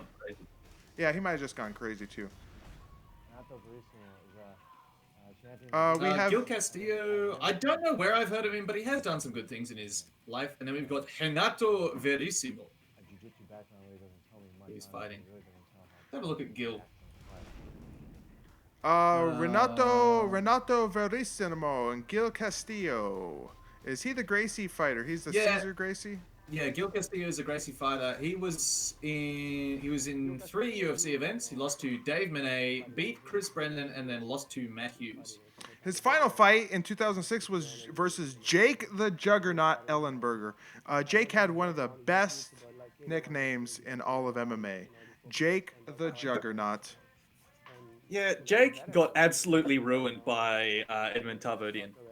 Yes, and I think he wasn't he dating or married. He was dating. What's her name? I'm pretty sure. No, that was Travis Brown who was dating Ronda Rousey. No, I have no idea why Jake Ellenberger went to Tarverdyan, and I don't think he ever should, because it just he just atrophied massively, and then the moment he leaves, you can see him. He's just doing all this really cool shit. And then, yeah, just not good. I thought Jake Ellenberger was dating the other, the pretty one, the real pretty one from Strikeforce. Gina Carano? No, the really hot one. That's Gina Carano. I don't know. No, she fought Ronda Rousey a couple times in the UFC. Misha Tate? Misha Tate, yeah, I thought Jake Ellenberger No, was. that's not Ellenberger. That is Wasn't he a Brian friend? Caraway. Wasn't he a friend of like their troop though, or something like that? Anyway. I don't think so. Yes, Jonathan was wrong. Misha Tate, yeah, the real hot one, I call her. the Misha one Tate with was indeed the real hot one. the one with the giant cans. Yeah. Yeah. Misha Tate was pretty awesome. So here we go. We've got Gracie Jiu-Jitsu taking on maybe another Something. Jiu-Jitsu guy. His name is Renato Verissimo. Maybe if Nicholas Pena is here, he is just a fountain of knowledge. He might know. Nicholas Pena, if you're out there, buddy old pal, if you didn't turn off the show, he might have. I would have turned off the show if I was watching too. You know who I'm surprised isn't here is Tom Tanaka. I didn't hear from Good Vibe at all, so I don't know what he's doing. But I think last time he had to leave abruptly because apparently he was scheduled to work as a DJ that night, last Friday. And he completely forgot, so he was an hour late to work. The bar is at a the bar is at a standstill, waiting for the fucking DJ to get there. And imagine when this guy comes waltzing in, the Good Vibe. He's got long hair, a beard, and he just strikes you as a guy who would forget to go in to be a DJ at a bar. I don't know why, but DJs seem to be just notoriously unreliable. Well, what's funny is in the area here in Illinois, like when I first moved here in 2007, man, the bar scene, this bar that he does DJ work at, you couldn't get through the fucking door on a Friday or Saturday night. And it was just so jam-packed. But now... And now it's empty? Is it because the Good Vibe is the DJ? That might be it. Good Vibe, we love you, and we're just being dicks. You can't find a night that this place has any sort of large customer base in it at any given time. Anyway. So our Gracie guy has a cut above his left eye. Left eye cuts is a big thing tonight. We're getting lots of left eye cuts. Whoa, there's a head kick by Renato onto our Cesar Gracie fighter here, Gil Castillo. We'll see if he takes him down. Which Gracie was it at Battlecade Extreme Fighting? The one that looks like a giant baby. Yeah, what? That was. I think that was. I don't think it was one of the Caesars, or it might have been one of the Caesars. But yeah, this is the Cesar Gracie position, just fence wrestling the whole time. Yeah, that is how he pulled out that victory, and he won that first Battlecade, didn't he? Didn't he win Battlecade 1? No, it was a draw between him and person who I really dislike, John Lewis. Yeah, that's right. Yes. Your hate for John Lewis is well known. They have matching, what do you call that when you got the over or under on the ass? What is that called? I'll call that a crotch grab. Crotch grab. That's a perfect name Look, for it. I don't have wrestling terminology. Like, my wrestling terminology is just, like, cobbled together out of shit that makes sense and things that I read in one wrestling syllabus. That's like me with the wizard. I call that where you hold the guy's arm. Oh, it's a whizzer. A whizzer. Oh, I call it a wizard, or when you hold the whizzes. guy's a whizzer, or when you hold the guy's arm. We've got this. Almost looks like Pat Miletich is our referee. It's a fat Pat Miletich. I don't think he ever got that fat. Pat Miletich, of course. I've passed by the Miletich Fighting Systems gym in Davenport, Iowa, a couple times. They have over in Davenport. They have these riverboat casinos, and you have to, from Illinois, you have to drive over this big bridge over the Mississippi River, I think it is. Mississippi River separates Illinois and Indiana, or Illinois and Iowa. I think that's what it might be. I think it's the Mississippi River. Anyway, it's a huge bridge. You have to cross over and to get to the riverboat casinos. But Isle Capri is the casino. And then if you look to the left after crossing the bridge and coming down, and then you got to turn for the casino. If you look to the left, you could see Pat Militich's gym. It's right there. You can't miss it. It's a little humble looking place. It's not like a big extravagant place. It's just like on a shop corner. Whoa, a lot of blood here. Yeah, from Gil Castillo. I think this is. Yeah, I don't think this fight got stopped for any fun reasons. I think it was just because Holy Gil Castillo was shit, leaking he is. all. Yeah, Jesus Christ. He is It's like a fucking squirting. Tarantino movie you go on. Yeah, he is literally squirting blood. He is literally squirting blood here. And now that Age of Reason says Mississippi separates Illinois and Missouri, I gotta look here. Davenport, Iowa, because I'll look at a map here. Google Maps, and let's see what river is that? Satellite? What river is that? And they don't say. You cocks. They're not telling me what the river is. Yes, Mississippi River. I was right. I was not wrong. I'm dumb, but I'm not that dumb. Let's watch Gil Castillo's squirt blood. Just oh my god. Holy shit. And it just like splurts out here as he Yeah, it's oh just god. going everywhere. What the fuck? So I've just put in the chat there a link to the book that taught me literally everything I know about wrestling. And somehow that makes me know more about wrestling than quite a lot of people in the country of Australia.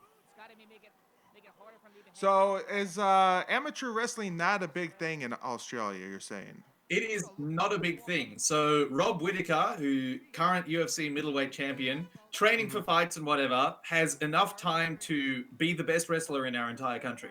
Mm-hmm. And he never wrestled before in his life, right?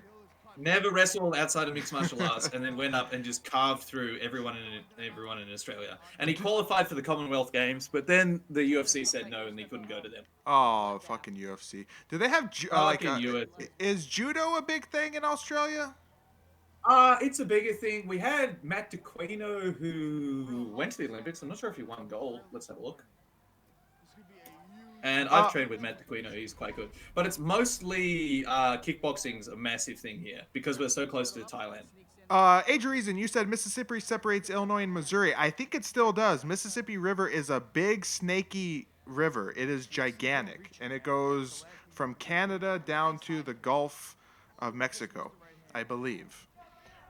It is a giant river that does a lot of crazy shit.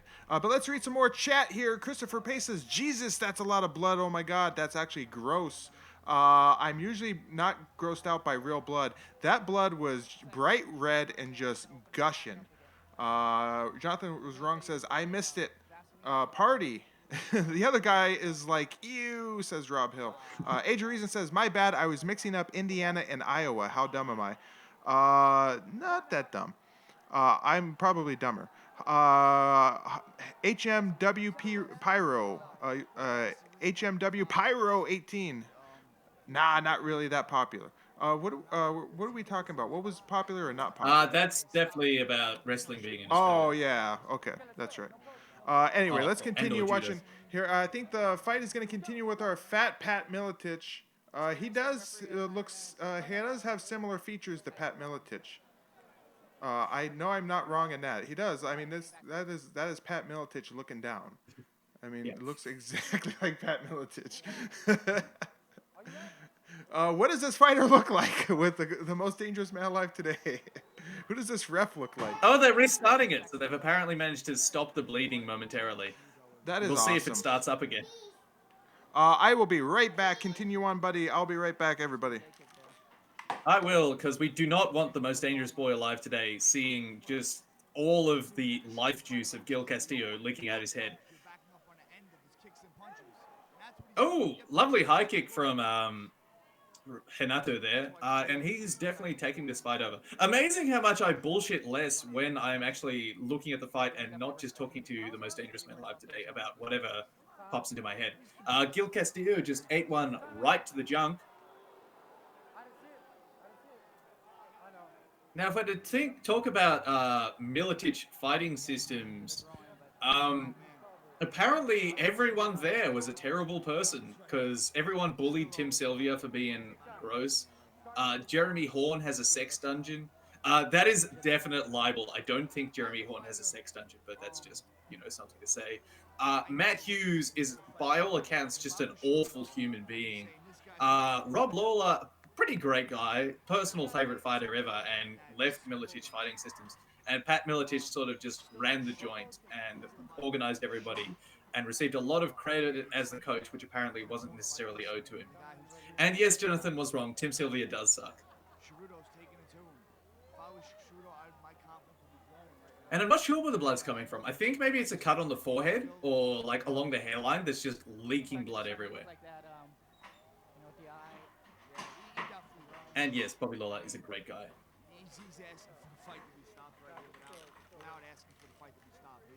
All right, I'm back. Is Gil Castillo even more effed up now?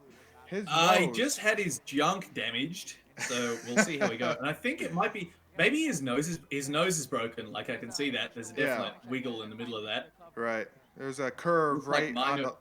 Yeah, it looked like my nose did after my last fight. Yeah, like so. Did you get your nose broke your last fight?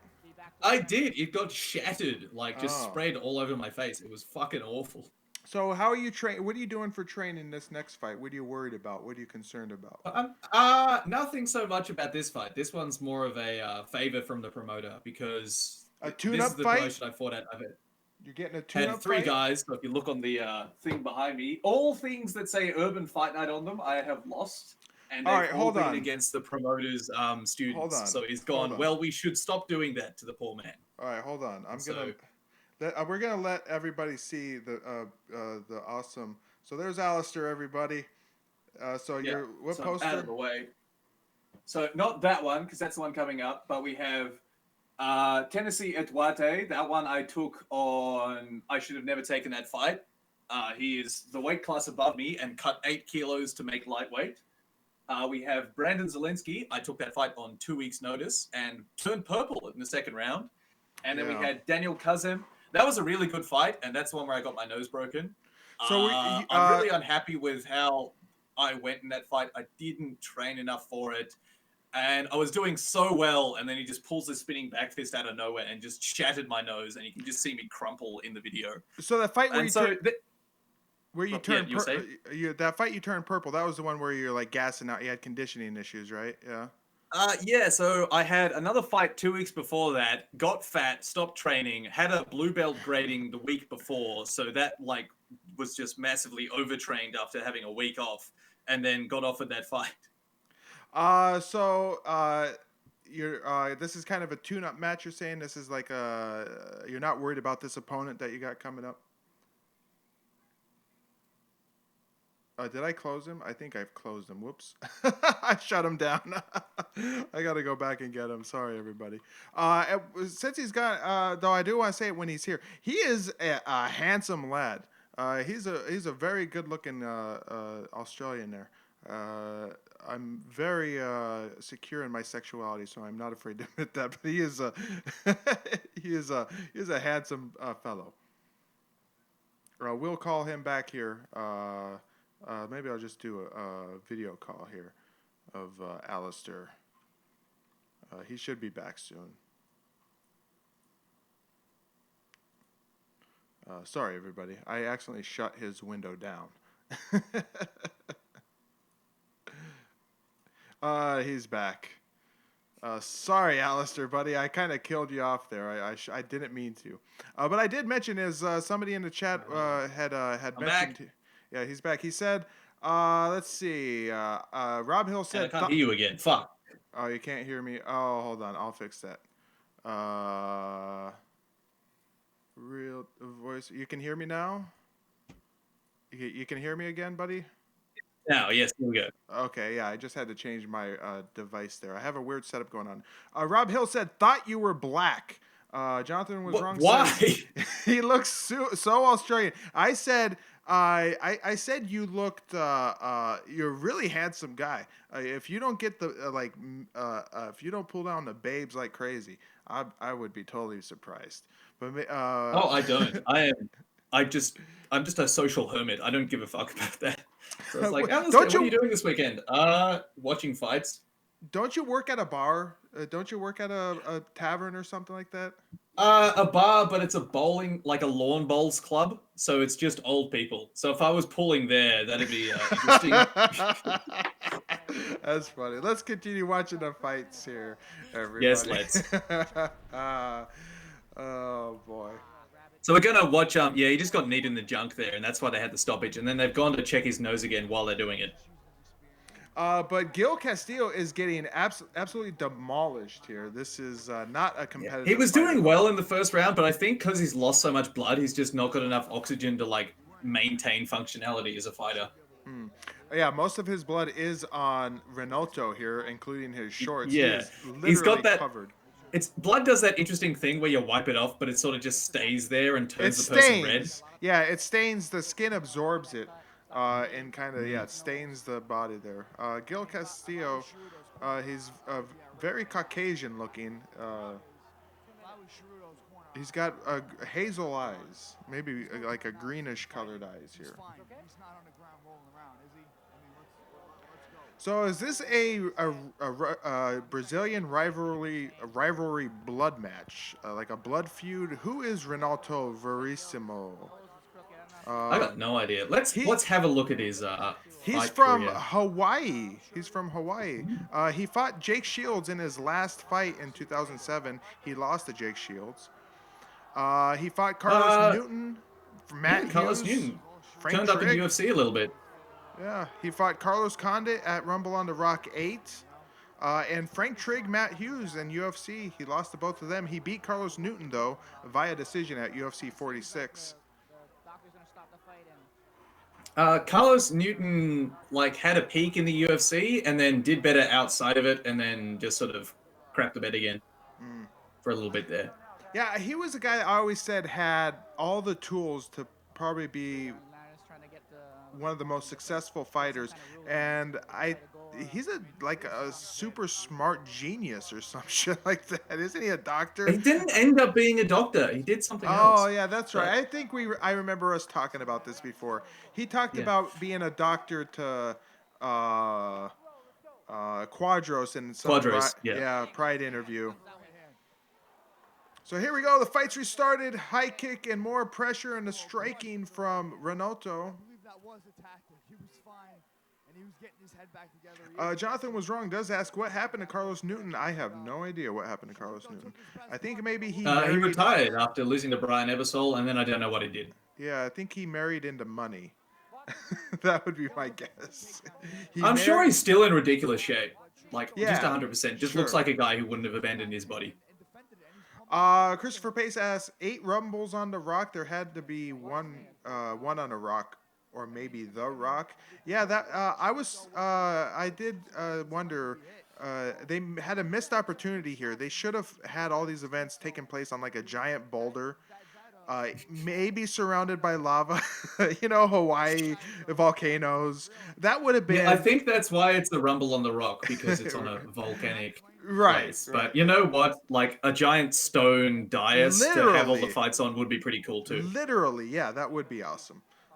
Anyway, sadly that did not happen. I think there was 10 or 11 Rumble on the Rocks. They had maybe they got into the teens for Rumble on the Rock.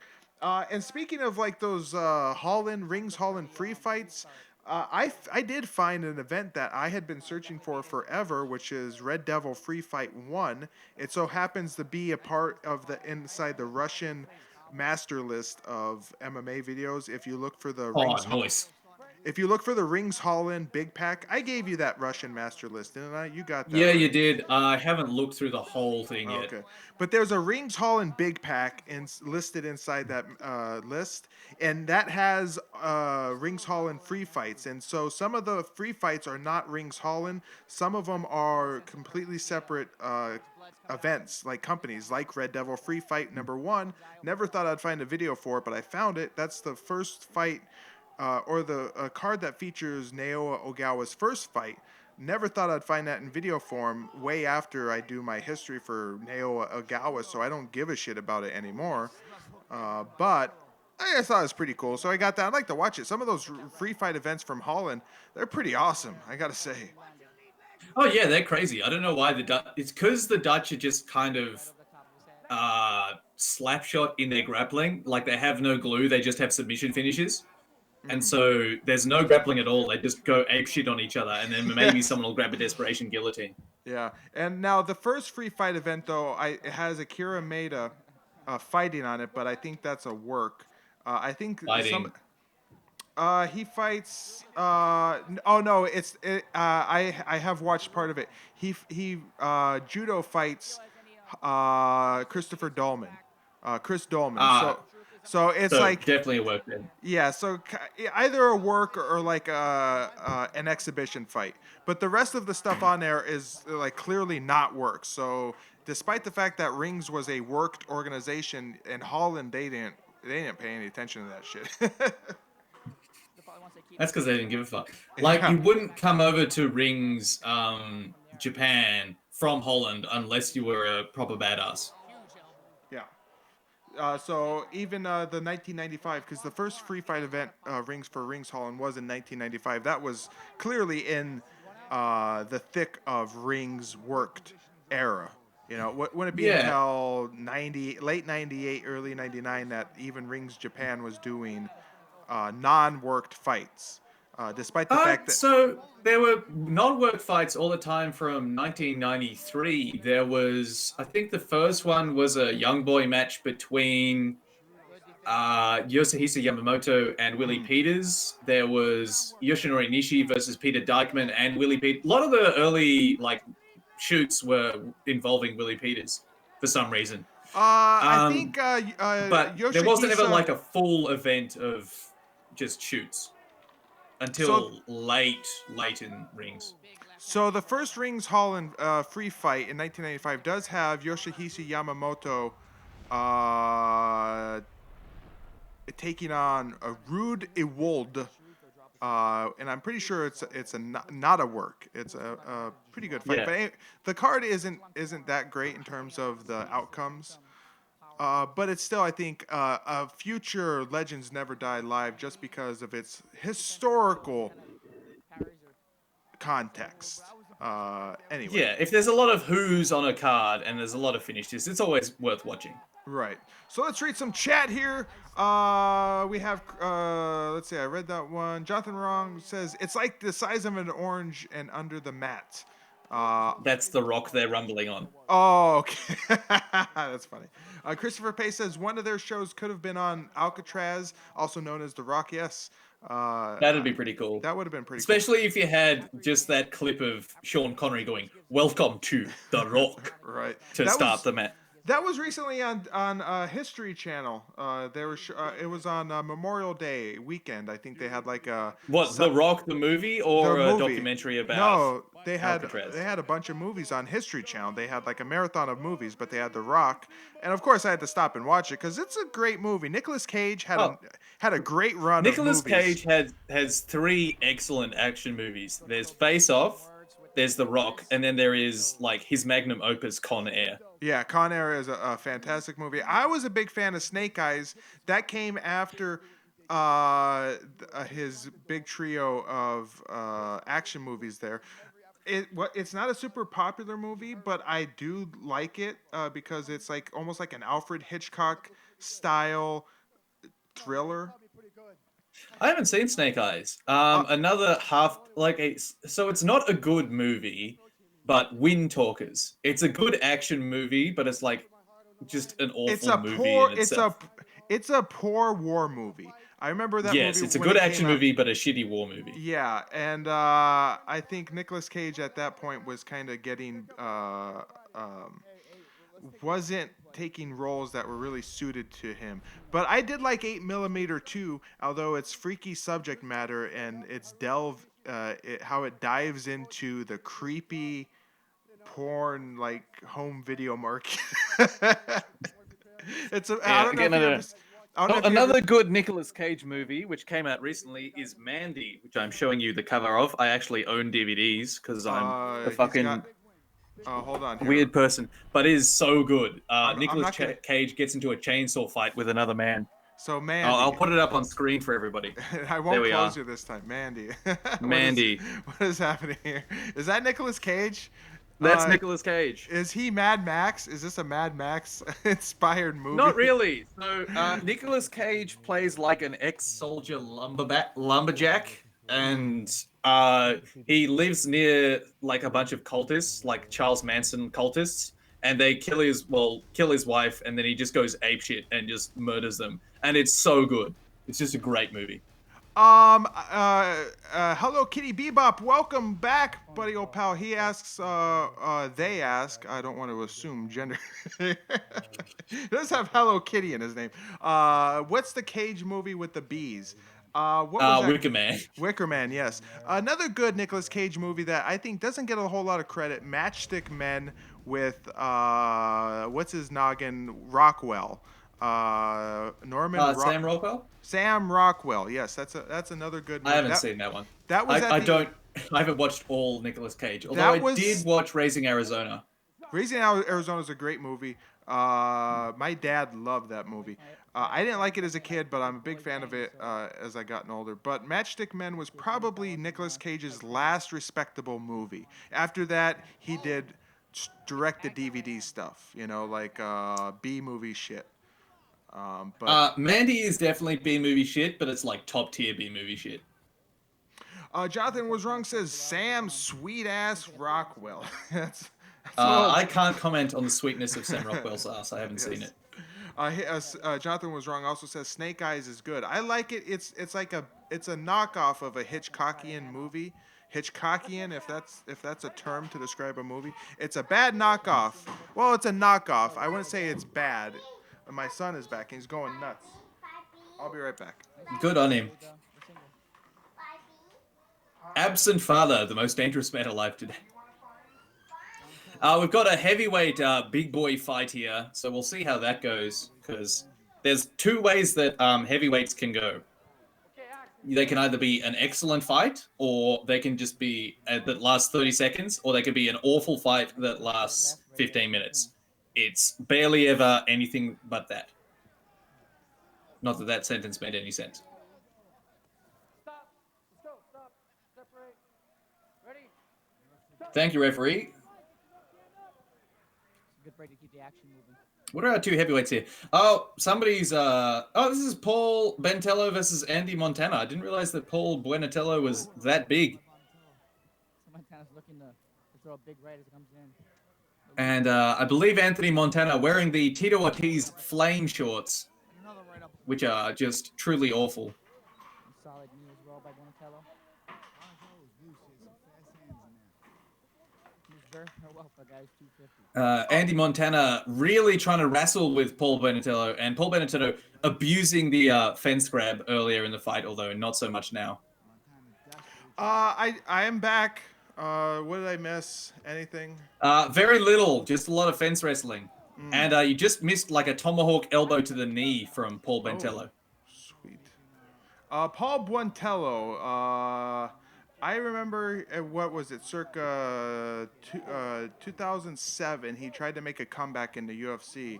It did not go very well. Maybe it was 2008. They kind of made a big deal out of it. Let's look here, and I'll recall that fight if I look at his record. 2009. He kind of against Stefan Struve.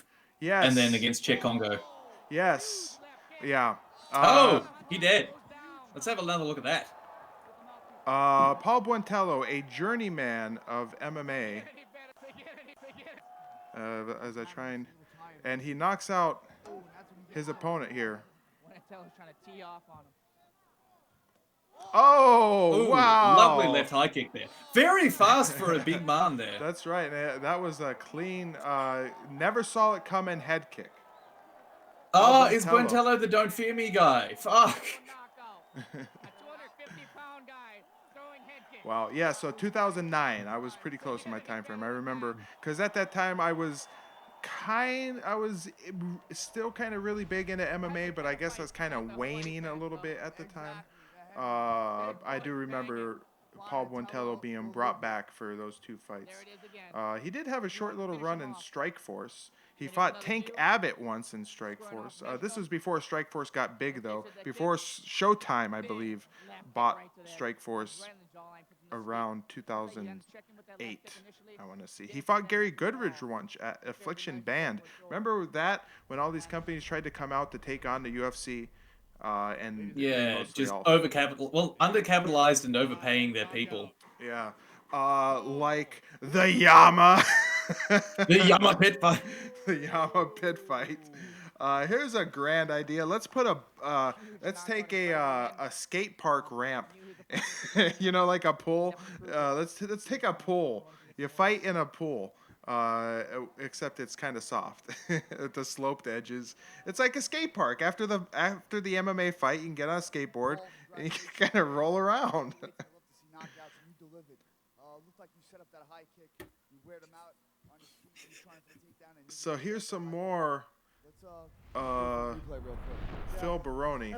Kaboo. He didn't really set that up. Phil Baroni says. No, like you could see it coming. Well, I saw it coming because he just did the little stutter step first and then did it again. Hands throwing up the completely high kick. down. But Phil Baroni thinks he set that up perfectly. I think he just, like, the guy's hands were down and he just threw a kick. What setup was there? It's not like he did a 1-2, made the guy think of a low kick and did a high. Congratulations to fans. Love to see heavyweights and love to see Anybody want to see Paul Buentello making an absolute fool of himself at the UFC? I've put that in the comments. Let's go for the replay real quick.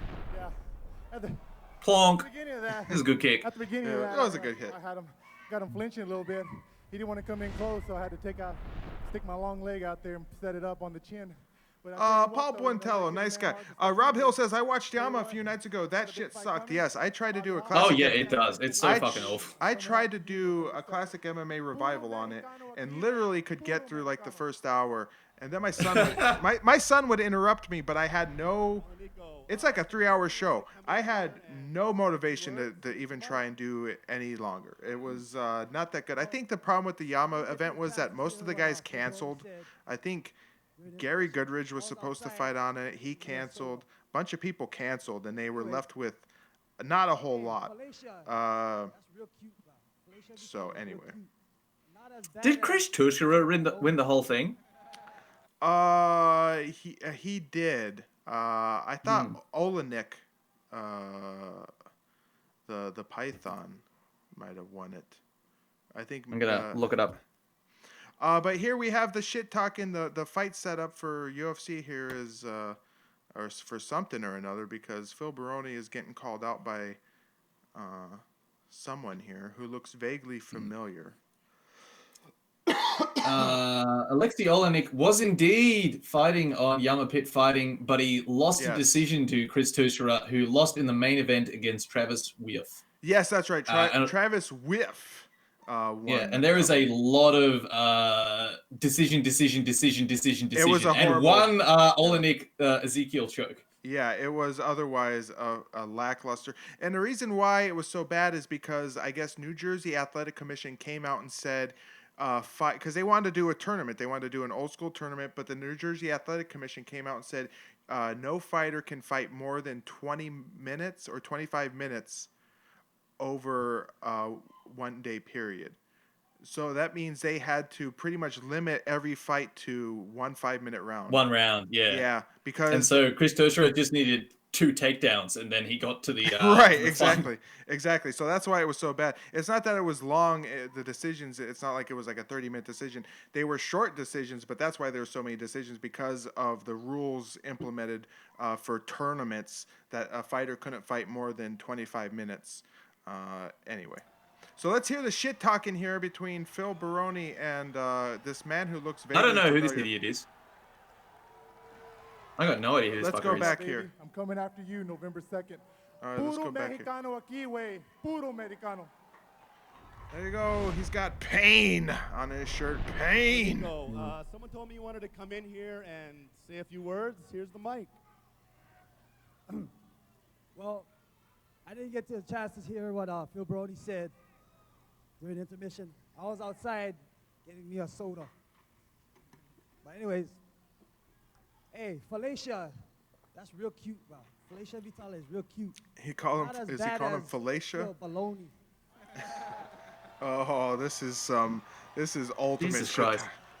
Phil Baloney. This is just awful shit. He's getting booed for it, I think, right? Fucking better Justifiably. be.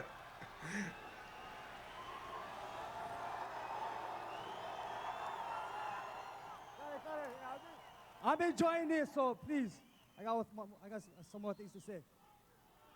I heard. I don't know who this going up idiot to is. 205. 205. It's hard for me to understand why a person going up to 205 when he had 2 chances to beat one guy at 185 and he couldn't do it. 2 tries. Hey, this brother, I guess he doesn't know that only took me 2 minutes to beat the guy I beat. So apparently they have a common opponent that Phil Baroni lost twice to. I got no idea. Yeah, I don't really care. In Hawaii. Like Yeah, this I'll just Settle it right now. MMA right? beef shit is just the most annoying thing in the entire world. Oh, especially in early MMA, But we're trying the pro professionals. wrestling We're promo. professional fighters. It's just bad, especially when you have So, somebody who's I'll not, get the last word. who's clearly not very comfortable in this scenario. I mean, he's doing okay. I know some guys He's go doing out his there- best. He's trying. He's doing his best. Bless He's him. trying, and he's not. He's falling on his face, but I've seen worse. Okay. Tonight. Okay?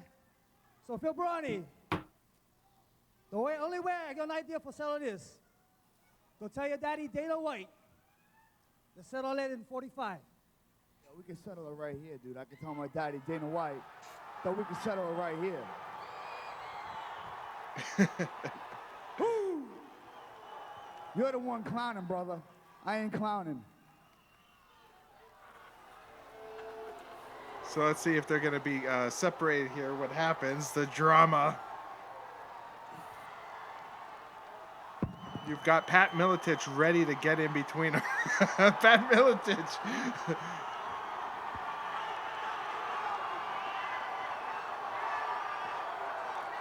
The crowd is near riot at this point.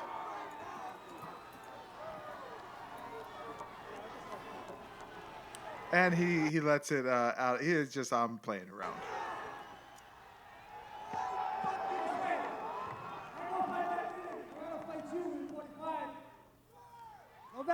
November 21st or 28th, wherever you want to do it. Yeah, I'll fight you anytime, any place, anywhere. And I'll knock you out. Oh, they bleeped it.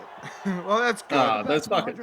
Yeah, I guess they saved us from the F word Yeah, being I wanted said. to fight, but I Fuck. lost 3 times. Hey, I promise you this, bro. I'll make you famous. You'll live Is forever. that Cairo? on I don't think that's UFC Cairo highlight Parisian. clip, Getting knocked the out. No, that's not Cairo Parisian. I don't think they ever fought. He says, hold on, he says this guy's name at the beginning. Let's see if we can hear this. It's like Rico or something. Things to say. Warm up, baby. I'm coming after you. Let's see November if we 2nd. can hear this. Puro Mexicano aquí, güey. Puro Mexicano. Oh, Nico, someone told me you wanted to come in here. Valenico? Fuck that. Skip it. Next fight. I'm done. Okay, let's go. I no longer care. Yeah, I think no one in the comments cares either. I think everyone's left. Let's get on to the next fight here. There we We go. got Dennis Hallman, the master of the tight little trunks. Taking on Ray Cooper from Team Jesus is Lord. Team Yes, another Jesus is Lord is back, and I will be right back. I want to get the middleweight super title. That's pretty much my main goal right now, and whatever comes after.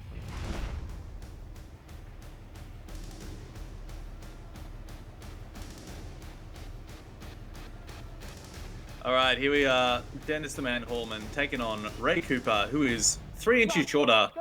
And apparently Dennis Hallman has had 47 fights. So we'll see how we go. High kick from Hallman. And a low kick. Hallman was Matt Hughes' nemesis for some reason. Just could not beat that. Hughes could not beat this man. So he's testing his level right there. We'll see how we go. Spinning back from spine. Spinning shit from Hallman straight into his favorite move, the guillotine. He's got that very tight. He's got the 10-finger guillotine.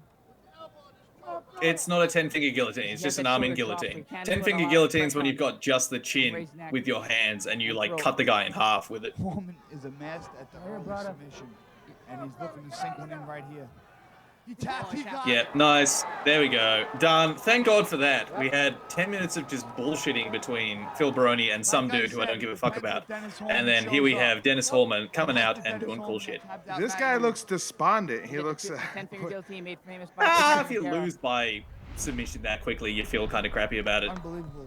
Dennis Hallman. But if you looked a look at this, he just comes in on the double. Hallman wraps up the guillotine By and way pulls of himself submission straight. in the first round. Was this the first 5 seconds? Your winner, 40 seconds apparently. Oh, wow. Hallman. You know, Hallman gets a lot of shit for wearing those little trunks, and maybe they were not like actual like Dan Severn wrestling, you know, like pro wrestling trunks. I wore those in my fight, but his were a little bit more Speedo-ish. There was more junk on Dennis Hallman's than I believe in your fight. There wasn't like the Ric Flair trunks, you know, like classic pro wrestling trunks. I have a lot of respect for anybody that would wear those trunks. Anyway. See, Reyes always disappointed, but Hallman is the master of the finishes in less than a minute. So there we go. We're gonna go on to I think our final bout. Are we? Yeah, after we get Phil Baroni and Dennis Hallman talking to each other. Tentative on my feet. Look at young Dennis Hallman. Young Dennis Hallman was an alright looking dude. He's a hell of a fighter. Oh no, you've done it again. Bring it back. There we go. OBS is Ray'll be back for disabling sure. that whenever I like go in and out of this. Click into something What's else, next, yeah. man? What's next? Yeah, next I don't fight know, is our UFC final, kinda it's our snubs me all title the fight time, between Gomi and BJ Penn. Because I don't know what happened to Dennis Hallman, but he just got ugly in about the state of 2 years. He also sounds like he has a lisp. Disappointed, Potentially but, does. Hallman is the master He of the reminds me of a finishes guy in I used to less than a train with, who was kind of just like a unassuming guy. Take me through the fight real quick. Kind of sounds the same though. I was a little tentative on my feet. I know Ray hits Yeah, real he's hard. got a lisp. I have all the respect in the world for him. He's a hell of a fighter. Sometimes he just get caught. I mean, Ray will be back for sure. What's next for you, man? What's next? I don't know. UFC kind of snubs me all the time, so I think The they're trying to UFC protect my snubs him. views, He's but- complaining about the UFC. Well, They did for a fair while. When did they call him up? I guess, but 55 against Jorge Riviera, which is pretty soon after this. 48 against Frank Trigg, which he lost that fight. Which was pretty soon after this. he had a pretty good. And run then he in got the UFC, call up though. properly at UFC 117 against Ben Saunders. Then he beat Cara Parisian, beat John Howard, lost to John Howard, lost to Brian Ebersol, beat John McDessie, and then got cut. And considering how well John McDessie is doing at the moment, that's ridiculous. That Brian Ebersol fight was him wearing the trunks, if I recall correctly. Yeah, it was. Mind you, Brian Ebersol wasn't doing any better with like his look in that fight because he had the hero going on. Yeah, and didn't he have the harrow, the harrow pointing? It was pointing up though, if I recall correctly. Yeah. Pointing up and not down. I would have had it pointing down, and I could definitely do a harrow if I wanted to. Now I got enough body hair, and I would do the arrow pointing down. But you're in for a treat, fight fans. Those of you who are still with us, I know this was a little bit longer than our normal Legends Never Died lately. 2-hour show. You're in for a treat because this fight is a fucking fight. It's a really good fight. We got It Takanori is. Gomi. This is the best lightweight in the world at the moment. Gomi versus BJ Penn. And boxing. I'm gonna make a comeback to the championship. I'm gonna turn it down here because I think it was a little too loud. But yeah, Brian Ebersol. He also did that sort of robotic dance with the splits. It was pretty fucking cool. You're thinking of another dude who died recently. He beat the hippo. He beat thing. Hold on. Oh yeah, no, you're right. Not Brian Ebersol. It was Jenham. Yeah, no, not Jenham. We've already talked about Jenham. No, he, Hold on. I think his name was Jenham. Jimmo, Ryan Jimmo. Jimmo, not Jenham. Jimmo. That's right. Yeah, Jimmo got killed in a hit and run or something. It was really bad. Yeah. Sorry, I brought it Cold up. blood. But speaking of Caro, you brought up Caro Parisian. I remember Caro Parisian. He always had so much hype behind him that he was this masterclass grappler in jiu-jitsu, and man, he never just capitalized on all that. He was very hot and cold. Like, you see in the fight where he sort of gets away on his opponent and he just gets to do whatever he wants. Like, he hits standing rolling Kimuras and shit like that. But then in other fights, he just gets beaten up and it's bad. Yeah, so I don't know what his deal was. But here we go. Takanori Gomi, nicely colored hair. Doesn't look as kind of bleached look as most Japanese with the reddish hair when they try to bleach it. They kind of get nice frosted blonde.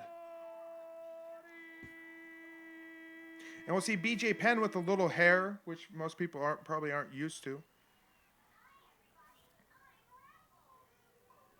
And his opponent from Hilo, Hawaii. Oh yeah, there he is, BJ the Prodigy. It's the man. Yeah, it is the man. He though he didn't do himself any favors when he tried to come back, and he lost to first Frankie Edgar, then Ryan Hall, then Clay Guida. Yeah, Clay Guida. How the hell? I know it was a decision, but how the hell could Clay Guida?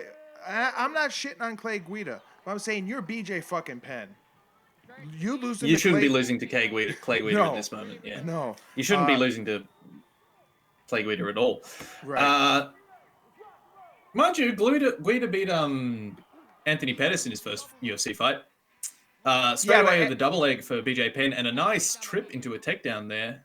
I'd say Anthony Pettis in the UFC has not really been meeting the hype that was when he came in. He did some cool shit for a while there, like just armbarring what's his face, Benson Henderson. Like, Benson Henderson's a legit fucking black belt. He went to ADCC, did fairly well there, but he just got armbarred from guard, from the bottom by fucking Anthony Pettis. Like, that's pretty good. Right. And of course, I think maybe Anthony Pettis just had something on Benson Henderson because, of course, he famously kicked him in the face off the cage in WEC. Yeah, true. But here we go, BJ Penn on top. That's not where you want to be if you're a lightweight at this time. You don't want to be underneath BJ Penn. You don't want to give BJ Penn your back either. No. We'll see how Takanori Gomi does here. And he is getting But Gomi slugged. was, stupid tough at this time in his career. The Fireball Kid, he was pretty good at taking shots. He could take a lot of them. He had a surprisingly good chin.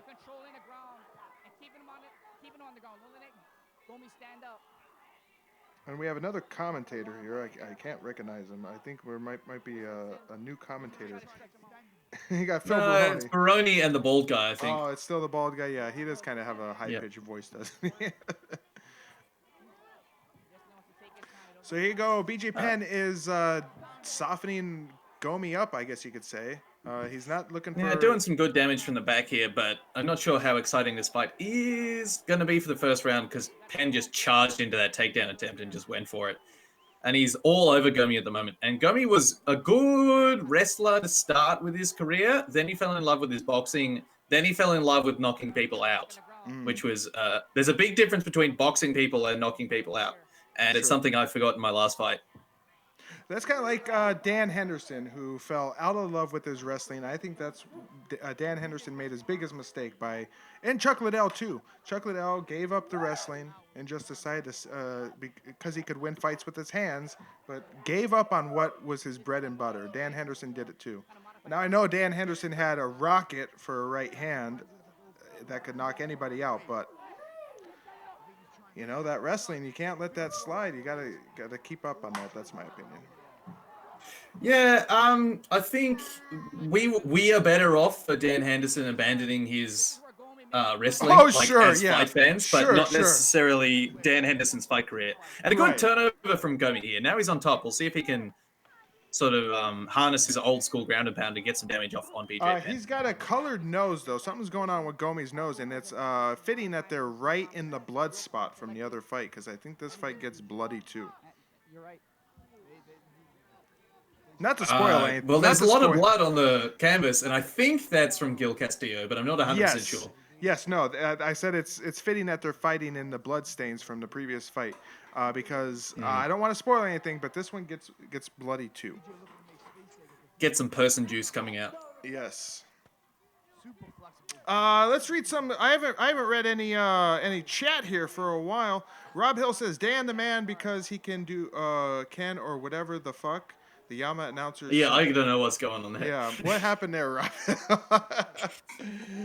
Jonathan was wrong. Says yeah, it was a mess. Talking about Yama Pit. Yama Pit, yeah. Backstanding. See some boxing. Oh, and a massive takedown from BJ Penn, as expected. Yes. Yeah. Rob Hill said, "Oh, come on, guys, don't fear me. Fear the consequences, baby." He's talking about Paul Bluntello, I think. I missed this. Did Paul Bluntello give a horrible promo or something like that? Yeah, I put that in the. Oh, you put the link in the comments. Yeah, he says. He goes out, he wins his first UFC fight, and he says, I think I've got some fans in the crowd, and everyone in the crowd cheers. And then he says, all right. And then he goes, don't fear me. And then there's just crickets. No one says anything. Rob Hill, that's the peach impediment, right? All right, I don't know. Peach impediment. You're talking about Dennis Hallman. Oh, Dennis Hallman, yeah. There's Lisp. Yeah, Fireball Kid, okay. We're kind of caught up. Age of Reason, Dan took a lot of damage he didn't need to because he abandoned his wrestling. I agree, yes. Yeah, like I said, Dan wasn't better for Dan's career that he abandoned his wrestling, but it was better for us as fight fans. And we would have never seen him like Ong back elbow knock out Hector Lombard in his last ever fight, would we? Yeah. And I do think he beat some people might disagree with me. So there's Gomi's pretty bloody there around the nose and mouth area. I think he took a good jab into that takedown. He beat Michael Bisping in that second fight. On damage, yes, but in terms of round by round, no. So if we were scoring it in Pride rules. Yeah, but I think you would have had to give him a 10-8 round. True. So maybe it would have been a draw. But if it was a draw, then Bisping retains anyway. Hell, I even think... Still, it was a really good fight, and he finished his career well. Yeah, he did finish his career well. And I think, honestly, if he would have fought John Jones, I think it would have been... I think he got a pretty lucky knee injury to cancel his fight with John Jones, because I don't think it would have been a pretty fight. Oh, no, he would have gotten fucked up in that fight. Now, I say that, but, you know, at the time, Dan Henderson was on an amazing run. And he looked unstoppable, but John Jones at the time was a totally different beast. Yeah, if there is an example of more squandered like skill and opportunity in mixed martial arts than John Jones, someone tell me who it is, because I have not seen it. No, I would say it would be Joe Son. No, but so it would have been interesting though to see if John Jones could have took the Hendo bomb. I don't think he could have. I think at the time Dan Henderson's right punch was unstoppable, and I know John Jones. Everybody gave John Jones a lot of shit around the time because they said we don't know if he could take a punch. Yeah, but he can. We've seen him take a lot of damage and come back. Like in that first Gustafsson fight, there wasn't any like huge shots, but he definitely did get. Right. There's one thing in taking a shot and then taking the shot.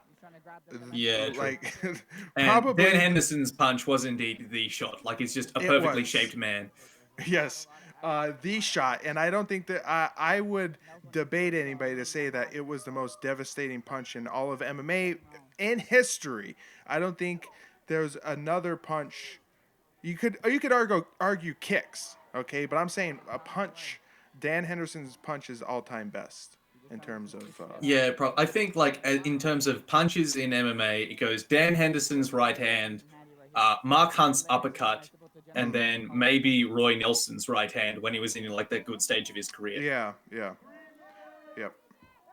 So here we go. We're into the second round. It was a quick first round. It went by like nothing. Do they have 3-minute first rounds and then the next round is 5 minutes? No, it's just been fairly exciting, and we've been talking about other stuff.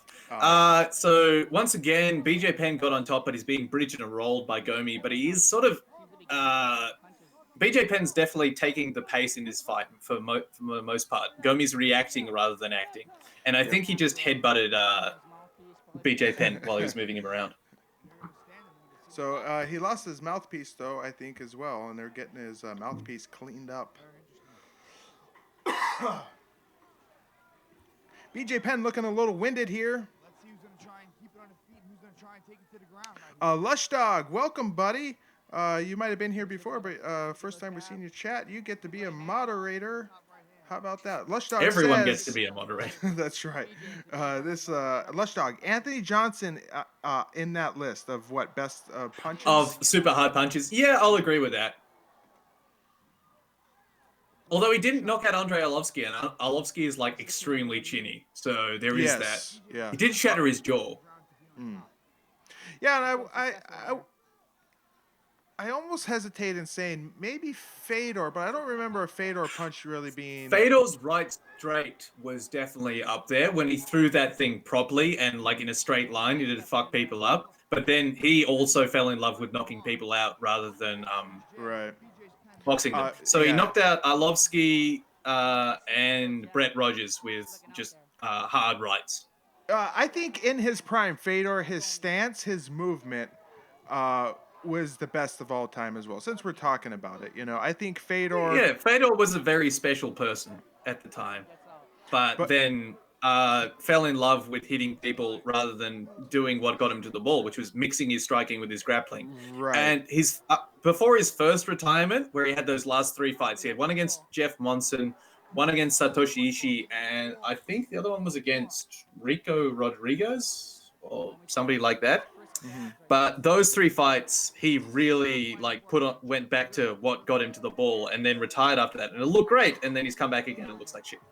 Yeah, you say he fell in love. I say he got lazy, and I also say that about Dan Henderson. I think it was easier for him to rely on his right punch than to wrestle. And the same thing for Chuck Liddell. And I'll be right back.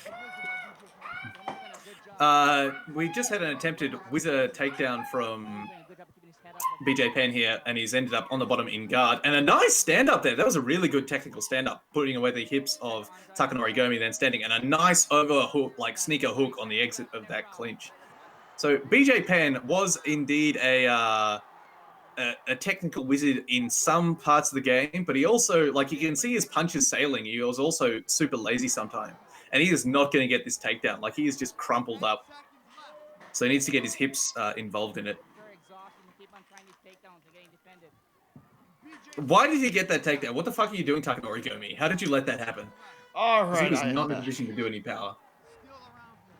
So I think I will put in a plug for the Good Vibe. I think he's going to be streaming. Some video games. Yeah. He's. I would say if you have nothing to do after this and you're bored, just go turn it on and give him a couple views. I might do that. I won't. I'm just gonna turn it on and. You won't watch. You'll just open it and then walk out of the room and just leave it there. You know what? I think I might do that too because I have some shit to do today after this. Oh my god!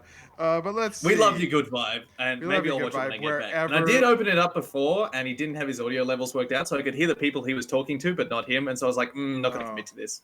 He had people. Also, he was playing Fortnite, which is just something I don't. Find enjoyable to watch. Yeah, so I don't play something interesting. Come on. So he's he's streaming pretty much every night. So I'm gonna put the link in there, and you guys can go watch Good Vibe and. Oh, goody! I'll click it. Open it up. Yeah, so I don't know if he's gonna be streaming, but every time he posts, I don't go on Twitter at night. For the most part, I stop using Twitter after I get off of work, or I stop looking at Twitter. Gomi's trying to guillotine BJ Penn from the bottom of the mount there, which is not a smart thing to do. Not in the third round when you're tired and your arms are kind of gassed. Yeah. Although I have seen someone sweep someone from the bottom of mount with a guillotine. And Justin Scoggins, he was a flyweight for the UFC. He got dropped. He went to Ryzen, I believe, and fought Horiguchi and got guillotined there. Or it might not have been Horiguchi. It might have been someone else. But he just gets stuck in guillotines all the time for some reason, and I've got no idea why. Oh, yeah, and Lush Dog did say Volchanchin hook on Ricardo Moraes. He did bring up Volchanchin. Yeah, Volchanchin was deadly.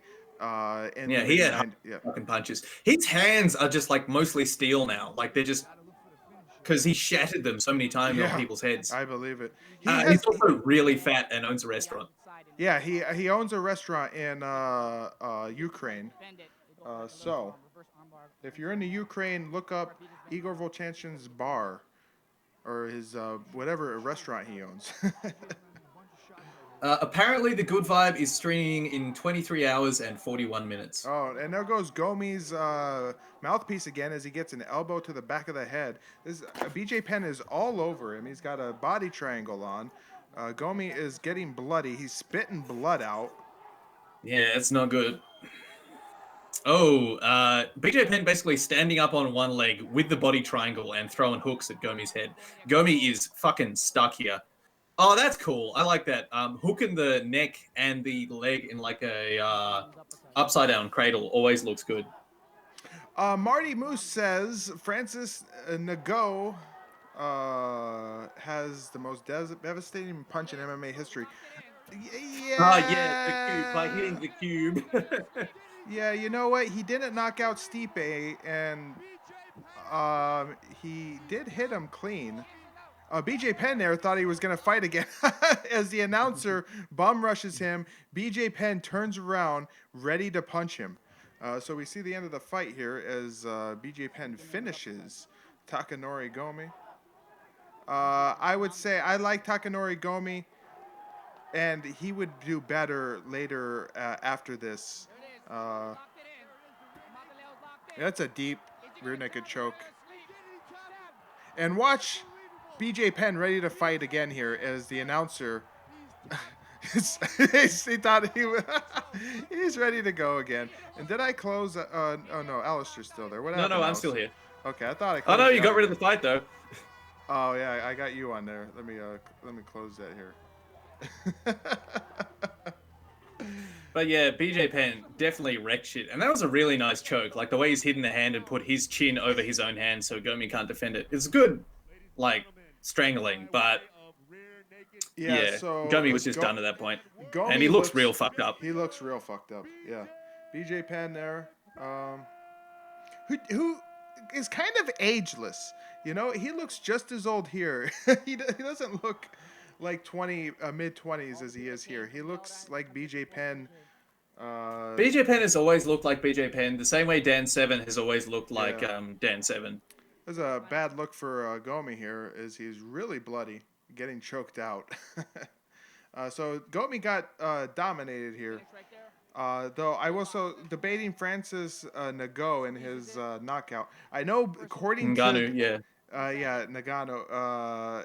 According to that science show on ESPN, they said they measured him as having the hardest punch ever. Yeah, but that was on just some random device that no one else has punched apart from like a cameraman. Yeah. And Joe Rogan kicked that thing and kicked like significantly harder than Ngannou's punch. Oh, really? Okay. Yeah. So I don't think you could say he's got the most devastating punch in him. I still think it goes to Dan Henderson. Just by the sheer amount of victims that Dan Henderson had with that punch. I might run away, ladies and gentlemen. I have actually a fairly long list of things to do today. I thank you, the most dangerous man alive today, for calling me up. And Alistair, thank you, ladies and gentlemen, for watching. Thanks everybody for coming. I will end this here too. I think it was a good show. Hopefully everybody enjoyed it. I'll put up a poll for next week's. I might include some of the same poll options except for this one, in case anybody might be interested in stacking the vote for the crazy Russian Universal Soldier more Russian 6. MMA, just always. I cannot find any information on this. I don't know where I got this video from, why it's in my collection, but it's called Universal Soldier 6. I tried to translate some of the Russian text in it to try and get a hint on what this MMA... Cyrillic fucking alphabet, yeah. Yeah, so I can't find any information on this event, though I am positive it's called Universal Soldier Federation, and it's Universal Soldier 6, but I can't find a listing for it, like who fought on it or what. So anyway, I'll put that on there, so maybe you guys will vote for that one. Thanks for coming, everybody. Had a great time.